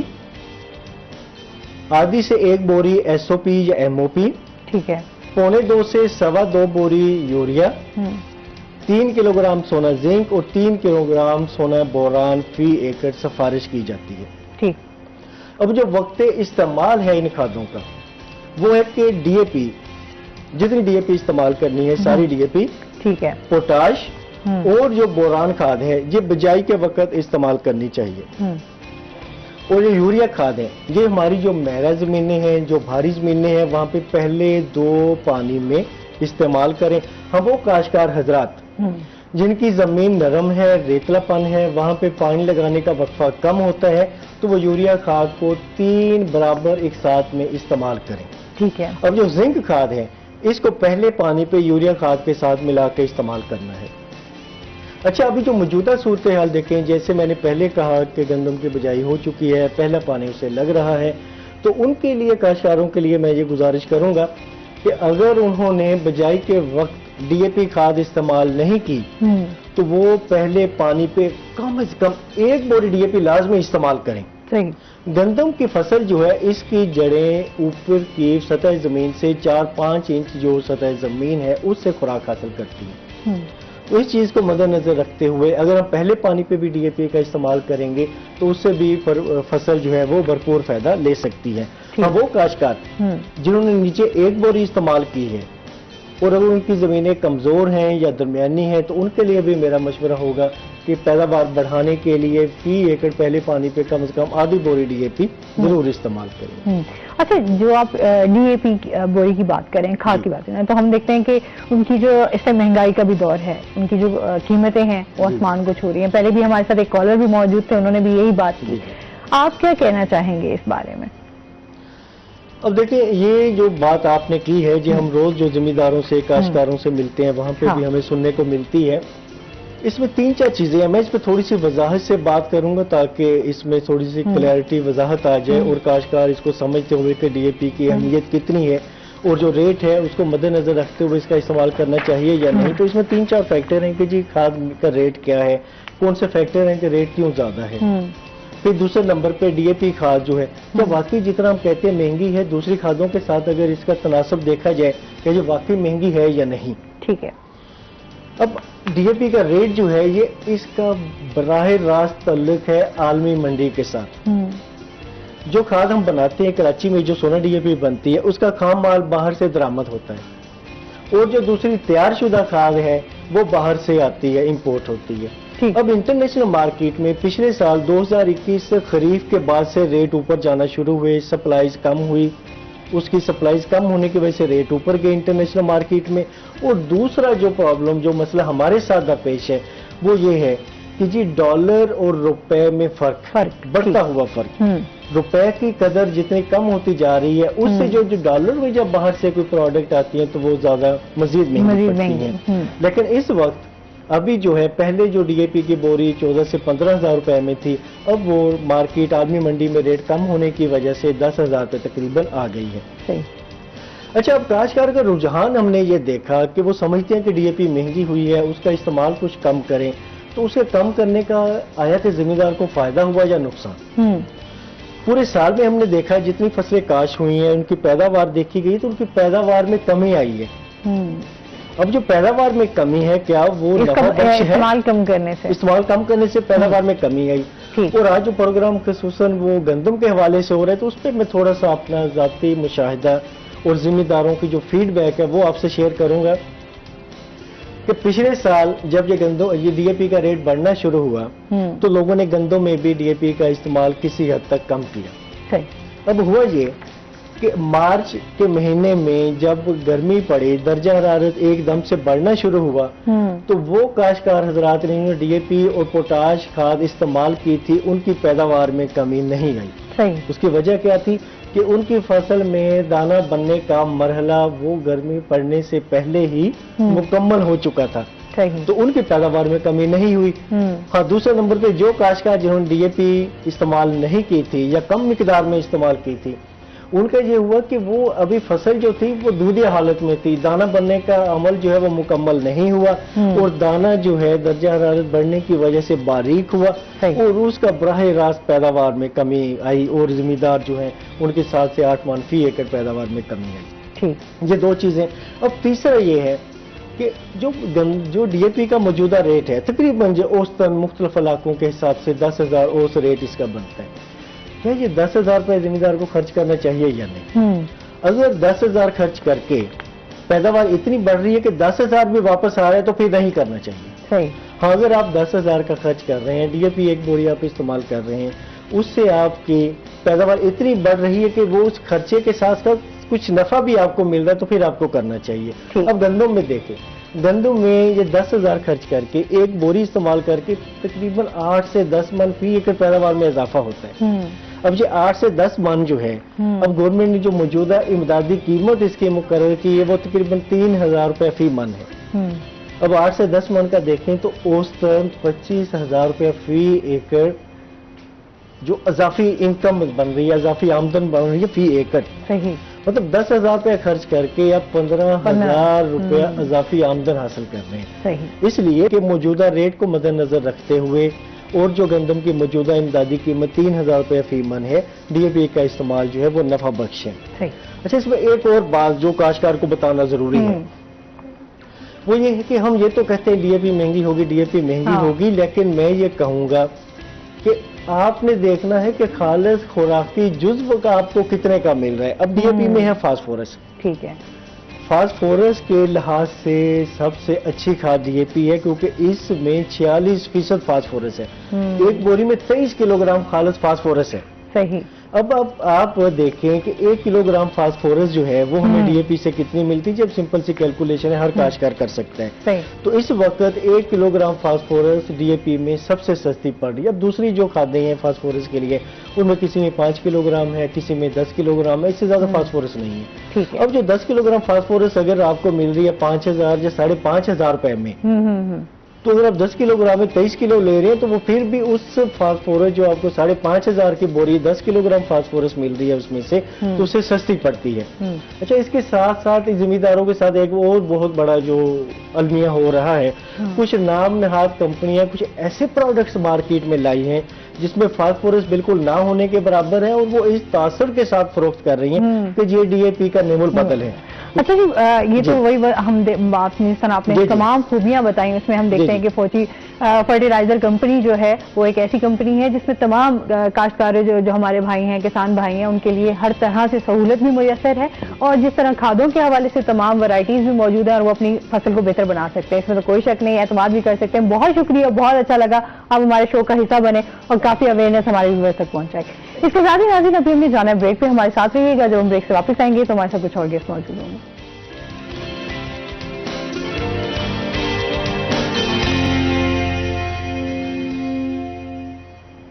welcome back नाज़रीन, रोही एट 10 में आपको खुश आमदीद कहते हैं। और ब्रेक के बाद आज हमारे साथ जो गेस्ट मौजूद हैं जी, हमारे यहाँ पे देखा कि मुल्तान में एक बड़ा इवेंट हुआ, इंग्लैंड की टीम यहाँ पर आई, इंटरनेशनल लेवल पे जो है वो क्रिकेट खेली गई, पाकिस्तान और इंग्लैंड का मैच रहा, और इसमें शायकीन ने भी बड़ा, वो कहते हैं ना, सिक्योरिटी के तो सख्त इंतजाम किए गए थे, लेकिन उसके बाद जो शायकीन वहाँ पर पहुंचे, स्टेडियम में पहुंचे, उनका अपना ही एक अलग रश भी देखा गया और एक इंटरेस्ट भी देखा गया। उसमें एक हमारे साथ आज गेस्ट जो मौजूद हैं, वो एक लड़की जिसने सेल्फी भी ली बाबर आजम के साथ, उनकी बहुत बड़ी फैन भी है, और उनकी एक वीडियो वायरल हुई जो बहुत ज्यादा वायरल हुई कि उन्होंने रोना स्टार्ट किया धाड़े मार मार के, और जनाब उसके बाद जो उनकी ख्वाहिश पूरी हो गई कि बाबर आजम के साथ उनकी एक सेल्फी बन गई। आज वही जो लड़की है वो आज हमारे साथ मौजूद है, महानूर फातिमा आज हमारे साथ मौजूद है। अस्सलाम वालेकुम, कैसी हैं आप महानूर? ठीक ठाक हैं? मैं ठीक, आप सुनाएं? मैं बिल्कुल ठीक ठाक। मैं तो समझी थी कि आज तुम शो में भी ऐसे रोते रोते आओगी है तो ये क्या किस्सा था भाई, हमें बताओ, हमारे तमाम नाज़रीन को भी बताओ कि ये जो आपकी वीडियो वायरल हुई, आपने रोना स्टार्ट किया और फिर सेल्फी भी आपको मिली, बाबर आजम खुद ही आ गए आपके पास, थोड़ा सा हमें बताओ इसके बारे में। मैं क्रिकेट खेलने गई थी, वहाँ पे जब प्लेयर्स की लंच ब्रेक होती थी तो हमारा मैच होता था ग्राउंड में। ठीक है। तो फिर थर्ड डे क्या हुआ था कि मेरे पास कार्ड था वहाँ की तरफ से, तो मैंने बाबर आजम को जाते हुए देखा कि वो इंटरव्यू देने उधर से ही जा रहा था जहाँ पे हमें जाना अलाउ था। ठीक है। तो मैं फौरन से, मेरा हाथ में जो भी चीजें थी मैं वहीं रख के मैं भाग गई। जब मैं भागी तो मेरी फ्रेंड्स ने कहा कि बाबर आजम यहाँ से ऊपर गया और अभी नीचे आ रहे हैं इंटरव्यू देने, तो मैं उसी वक्त ही रोने लग गई थी। तो टीचर्स जो मेरी मैम थी उन्होंने मुझे पीछे से पकड़ लिया कि भाई क्यों रो रही हो ये वो। तो जैसे ही बाबर आजम नीचे आए तो मैंने बहुत जोर से चिल्लाई Babar Azam, I am a die hard fan. तो वो भी खुद भी डर गए और साथ में जो सिक्योरिटी गार्ड थे वो उनके आगे आगे वो भी डर गए। तो मैंने क्या पता नहीं क्या मामला हो गया। हाँ तो मैंने सिक्योरिटी गार्ड को भी धक्का दे दिया और मैंने बाबर आजम को पकड़ लिया। तो फिर मैंने उनके साथ सेल्फी ली और फिर मैं रोने लग गई कि मैंने उनसे मिली हूँ, बहुत ख्वाहिश थी मेरी उनसे मिलने की। मेरे फेवरेट क्रिकेटर हैं। फेवरेट हैं? अच्छा, ये मैंने देखा है लोगों में बड़ा, अच्छा हमारे जो प्लेयर्स हैं उनको लेके बड़े इमोशनल हो जाते हैं, और तुम तो बहुत ज्यादा इमोशनल हो बाबर आजम के लिए। अच्छा, बाबर आजम इस दफा कोई अच्छा खेले नहीं, परफॉर्म नहीं कर सके, शहरियों ने भी और तमाम जितने हमारे तजियाकार भी हैं उन्होंने भी इस चीज को अप्रिशिएट नहीं किया कि बाबर आजम जो है इस बार गेम में कोई अच्छा परफॉर्म नहीं कर सके। क्या कहोगी, बुरा लगा मतलब, या लोगों ने बुरा कहा, काफी बुरा लगा कि आप एक प्लेयर को ऐसे कह रहे हैं, इतना आउट क्लास प्लेयर को आप ऐसे कह रहे हैं। वो प्लेयर्स की लाइफ में एक टाइम तो आता ही है कि वो गेम से बाहर हो जाता है और नहीं खेल पाता, ऐसे तो अप एंड डाउन आते रहते हैं लाइफ में। तो लोगों ने बहुत बुरा किया, लोग ऐसे कि अच्छाई भूल जाते हैं इंसान की और बुराई हमेशा याद रखते हैं। अब जैसे कि बाबर आजम ने फर्स्ट टेस्ट में 136 स्कोर किया, सेकंड में 74 किया, तो अब थर्ड में अगर उन्होंने आउट हो गए तो अब ये तो कैप्टन नहीं तो ठेका नहीं उठाएगा कि वही स्कोर करेगा तो टीम को जितवाएगा, बाकी भी तो प्लेयर्स ने करना होता है, तो लोगों को ऐसा नहीं बोलना चाहिए। सही। तो अच्छा, जब आपने रोना स्टार्ट किया तो क्या रिएक्शन था बाबर आजम का? फिर वो आके जब आपसे मिले या सेल्फी बनी तो वो भी बताओ ना हमें। वो बहुत ज्यादा हैरान हो गए थे पहले तो, वो डर गए थे पहले तो। उन्होंने जब मुझे देखा ना, मेरी आवाज सुनी तो ऐसे हैरानी से, आवाज भी गरजदार है ना मुझे हैरानी से देख रहे थे। मैं फर्स्ट 2 डेज मैं सारे मैचेस में 4 गई थी। अच्छा, ठीक है। तो बाकी 2 मैचेस में मैंने उससे इतनी आवाज दी, उसने मेरे देख के हाई किया। अच्छा। तो मैं उस वक्त चीखें मारी तो उन 2 डेज में मेरी आवाज बिल्कुल चली गई थी। 3rd डे में बाबर आजम को देख के ही मेरी आवाज खुद से आ गई, मेरी आवाज नहीं निकल रही थी। अच्छा, वो ये होता है ना जिसके आप फैन होते हैं, जो आपके फेवरेट जिस तरह इसी सेलिब्रिटीज के हवाले से, तो आप उनके लिए बहुत ज्यादा इमोशनल और बहुत ज्यादा क्रेजी हो जाते हो। तो वो सिर्फ बाबर आजम के लिए बस, और कोई भी नहीं है, सिर्फ बाबर आजम के साथ। तो फिर घर वालों की तरफ से क्या किसी यार ये क्या हरकत की तुमने, डांट पड़ी या नहीं? नहीं, उन्होंने तो नहीं डांटा। मैंने मम्मा को जबकि घर जाके मैंने उन्हें वीडियो कॉल की, मेरी मम्मा लाहौर गई हुई थी। अच्छा। तो मैं बाबर आजम मुल्तान आ रहा था मैच खेलने, तो मैं इस वजह से मम्मा के साथ लाहौर शादी पे नहीं गई। अच्छा। तो बाबर आजम इधर आ रहा है तो मैंने उधर जाके क्या करना है? मैंने कहा बाबर आजम इधर आ रहे हैं तो उसके लिए 1000 शादियां भी कुर्बान। हाय हाय, क्या बात है लेकिन ये शादी छोड़ दी, लेकिन मैं मैच देखूंगी हर हाल में, चाहे जो मर्जी हो जाए। मैच में मैं देखने भी बाबर आजम को ही गई। हाँ। अच्छा, एक्सपेक्ट कर रही थी कि बाबर आजम जो आपकी जाहिर सी बात है, आप सोच रहे होते हो कि अच्छा आप उनको पसंद भी कर रहे होते हो, अप्रिशिएट भी कर रहे होते हो, क्या दिमाग में था कि अच्छा मेरी इस तरह उनके साथ मुलाकात हो जाएगी, सेल्फी भी बन जाएगी?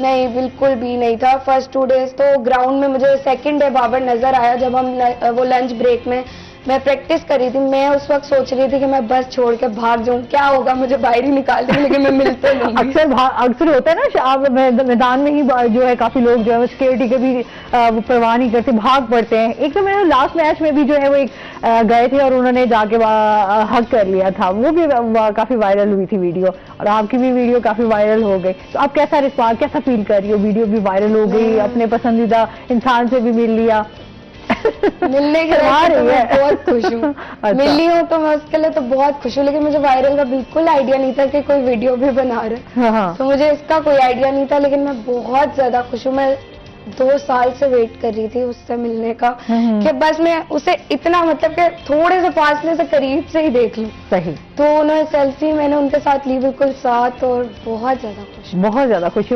वो आपके वर्ड्स भी बता रहे हैं कि आप एक्सप्लेन नहीं कर पा रही, क्योंकि वो टाइम ऐसा होता है ना जब आप इस तरह से आपकी सेल्फी हो, आप मिल रहे हो, जो तो आप नहीं। जब बाबर आजम चले गए थे तो मैं जब रो रही थी, खुशी के आंसू निकल रहे थे, तो मैं बेहोश होने वाली थी, लेकिन पीछे से मेरी फ्रेंड्स ने पकड़ लिया, मुझे चक्कर आ गए थे। ओए होए, आइंदा खा पी के जा रहा तुम उस वक्त मेरे चक्कर आ गए थे। कॉलर भी हमारे साथ है। अस्सलाम वालेकुम। अस्सलाम वालेकुम। वालेकुम अस्सलाम जी, क्या कहना चाहेंगी? सुमेरा हमारे साथ हैं। अस्सलाम वालेकुम। वालेकुम सलाम। आपसे बात करनी थी, आप मुझे बहुत अच्छी लगती हैं। बहुत शुक्रिया। और आपका प्रोग्राम बहुत अच्छा है, मुझे मैं बाबर आजम की बहुत बड़ी फैन हूँ, और जो आपके आज मेहमान आई हुई है। अच्छा, आज 2 फैन जो है वो इकट्ठी हो गई हैं। हाँ जी जी बिल्कुल। अच्छा, आप कितनी बड़ी फैन है? जिस तरह महानूर तो भाई बहुत ज्यादा फैन है, उनकी पिक्चर्स, उनके 2 साल से वेट भी कर रही थी उनसे मिलने के लिए, और वहां पे उन्होंने शादी अपने वो भी कुर्बानी दे दी कि शादी पे भी नहीं गई अपनी अम्मी के साथ। मैं तो बहुत बड़ी, मैं भी फैन हूँ, बहुत बड़ी। मैं तो अपने सारे, जब मैच होता है तो मैं तो सिर्फ उनके लिए मैं तो अपने सारे काम छोड़ देती हूँ। अच्छा, वाह, जेलसी फील तो नहीं हो रही मानूर? हो रही है अच्छा, मैं बहुत शुक्रिया कॉल करने का। अच्छा, देखा ना, देखो वो अभी तुम्हें देख के उनका भी वो एक मेरे से बड़ा फैन हो ही नहीं सकता। अच्छा, ये हकीकत है, नहीं हो सकता, कोई भी नहीं हो सकता। सही, चलो ये अच्छी बात है। अच्छा, ये बताओ क्या स्टडीज कर रही हो, पढ़ रही हो? मैं 9th क्लास में हूँ और साथ में क्रिकेट खेल रही हूँ। अच्छा, मतलब खुद भी इस गेम का हिस्सा हो? जी। अच्छा, मुझे स्टार्टिंग से फुटबॉल पसंद थी, लेकिन जब मैंने बाबर आजम को देखा तो मैंने क्रिकेट स्टार्ट किया। शौक है, शौक का कोई मूल नहीं है। आपने उसका अपने उसमें फैन के उसमें अगर मैं क्रिकेट को जो है वो ज्यादा अहमियत देती हूँ। तो कैसा खेलती हो? अच्छा खेलती हो? बाबर आजम जैसा खेलती हो या? कोशिश तो करती हूँ उनके जैसा खेलेंगे, बट उन जैसा प्लेयर कोई है ही नहीं इस पूरी दुनिया में। क्या बात है, ये तो तारीफों की जो है ना वो हमेशा वो बहुत ज्यादा तारीफें इकट्ठी की हुई हैं आज मानूर ने। अच्छा ये बताओ, नसीम शाह से भी हाथ मिलाने का मौका मिला, बाबर आजम से तो तुम मिली, नसीम शाह से भी मिली, जो इस टाइम हम समझते हैं इस टाइम पूरे पाकिस्तान, क्या पाकिस्तान से बाहर भी हमारे हमसाया मुल्क भी जो है वो नसीम शाह को बड़ा पसंद करता है। तो आपने फिर हाथ मिलाया और हाथ भी आपने 2 दिन नहीं धोए, तो कैसे चला ये मामला आपसे जानेंगे, लेकिन नाज़रीन अभी हमने जाना है ब्रेक पे, हमारे साथ रहिएगा।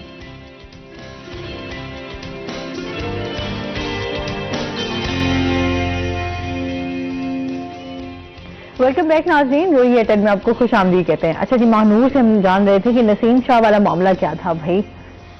नसीम शाह फर्स्ट डे तो जब मैं मैच में गई थी तो उस वक्त मैंने उसे बड़ी आवाजें दी, बाबर तो ऊपर था, वो नहीं आ रहा था, तो उसे मैंने आवाजें दी काफी नसीम को, तो वो आ गया। तो पुलिस वाले आगे खड़े थे लेकिन वो आ रहा था मेरी तरफ, वो ना प्लेयर्स को पानी देकर आ रहा था क्योंकि नसीम तो खेल नहीं रहा था, बाबर आजम ग्राउंड में खेल रहा था। तो नसीम पानी देके वापस आ रहा था तो मैं जल्दी से सीट से नीचे उतरी और भागी। मैंने कहा नसीम शाह ऑटोग्राफ दी। कहता है खत्म हो जाए मैच फिर मैं देता हूँ। मैंने कहा नहीं अब भी दो, अच्छा आपने वादा किया था। तो फिर नसीम शाह आ गया, उसने ऑटोग्राफ दिया, हाथ मिलाया। फिर सेकंड डे मैंने उसके साथ पिक्चर भी ली। अच्छा उसके साथ पिक्चर भी? अच्छा उसके साथ भी पिक्चर है? हाँ, सेकंड डे। क्या बात है भाई, दोनों में हमें अभी, लेकिन ज्यादा फैन जो हो तुम बाबर आजम की हो, लेकिन नसीम शाह की सभी, नसीम शाह भी पसंद है, अच्छा लगता है या जितना बाबर आजम है उतना उतना कोई नहीं है। अच्छा फिर हाथ क्यों नहीं धोए भाई?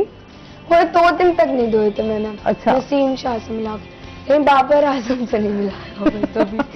तो हाथ तो वैसे फैन तुम उसकी थी, हाथ तो फिर उसी से मिलाना चाहिए था ना? फिर उसे पता था ना, मैंने कटवा के फ्रेम करवा के।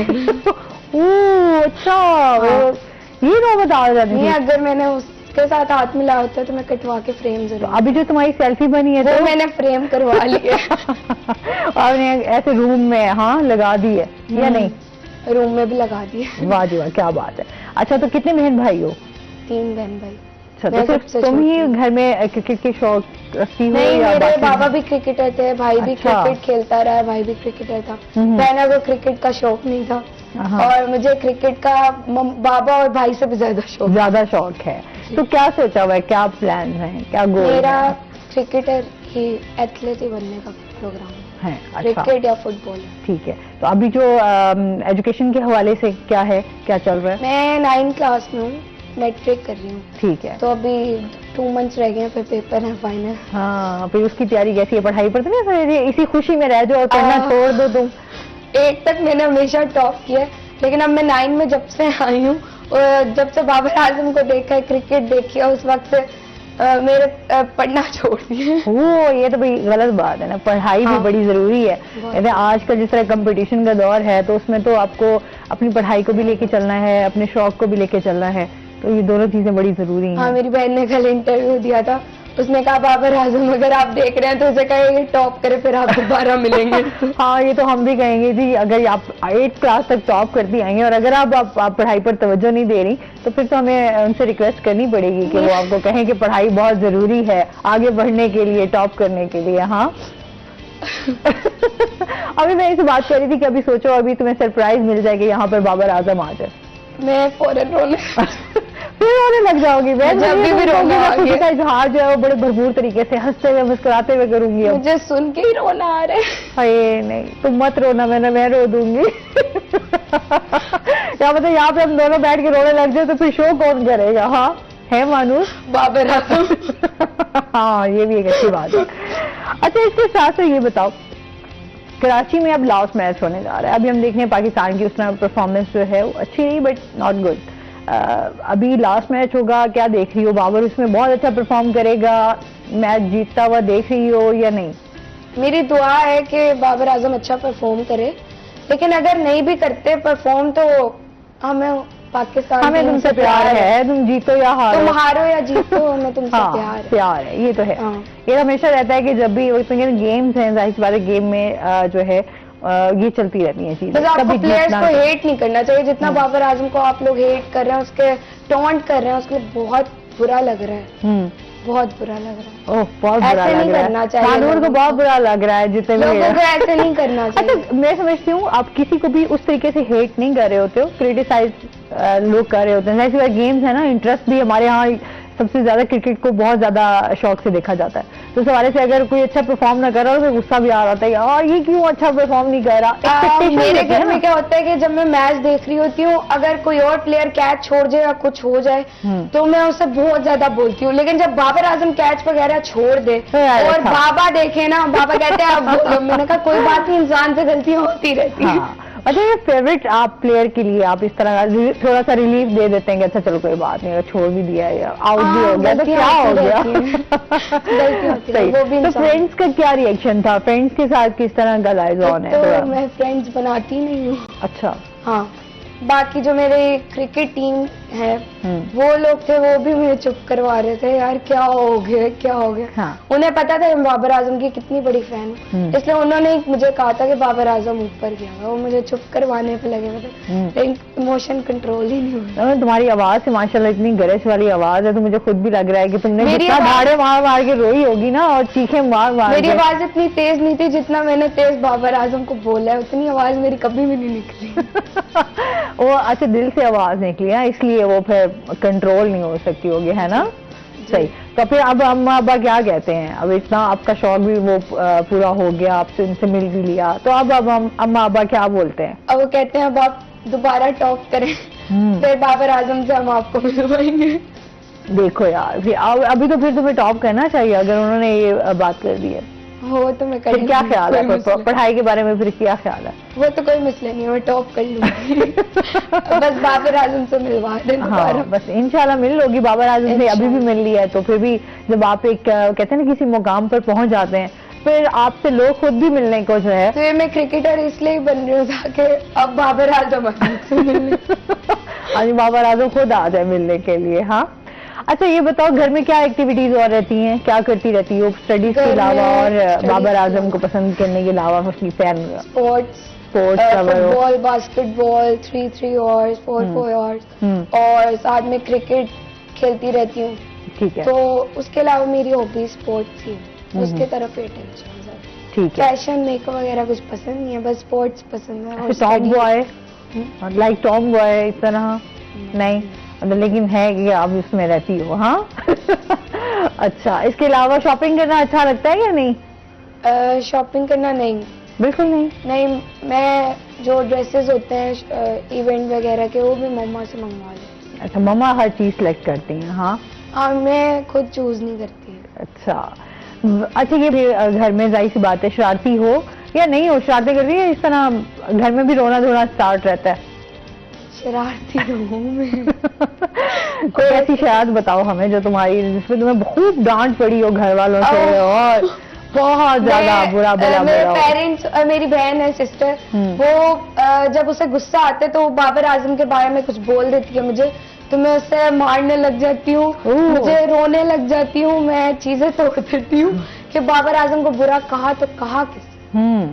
یہ تو بات مطلب ان کو پتہ چل گیا آپ کی ویکنیس کا.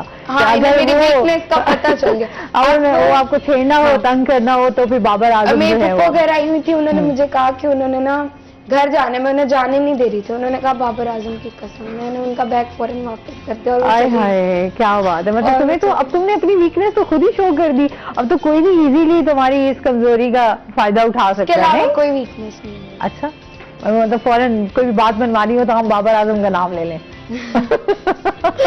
اچھا کوئی میسج دینا چاہو گی بابر اعظم کو؟ بابر اعظم کو دے دو. دوبارہ ملنا چاہوں گی میں ان سے ضرور. ٹھیک ہے, اور کچھ کہنا چاہو گی؟ ہمارے ویورز دیکھ رہے ہیں, تمہاری فرینڈس بھی دیکھ رہے ہوں گی, گھر والے بھی دیکھ رہے ہوں گے. کچھ لوگ بیڈ کمنٹس بھی کر رہے تھے, تو انہیں میں کہنا چاہوں گی بھائی آپ نہ دیکھیں اگر آپ کو برا لگ رہا ہے تو. جنہیں اچھا لگ رہا ہے, جنہوں نے اچھے کمنٹس کیے ان کے لیے بہت بہت شکریہ, تھینک یو سو مچ. اور بابر اعظم سے میں دوبارہ ملنا چاہوں گی, اگر وہ دیکھ رہے ہیں تو پلیز دوبارہ مل لیں. اچھا جی, بہت شکریہ مانور, بہت اچھا لگا آپ ہمارے شو کا حصہ بنی. اور اس کے ساتھ ہی ناظرین آج کا پروگرام یہیں پر ختم ہوا. اپنا بہت سارا خیال رکھیے گا, دعاؤں میں یاد رکھیے گا. انشاءاللہ زندگی نے ساتھ دیا تو صبح آپ سے پھر ملاقات ہوگی. اللہ حافظ.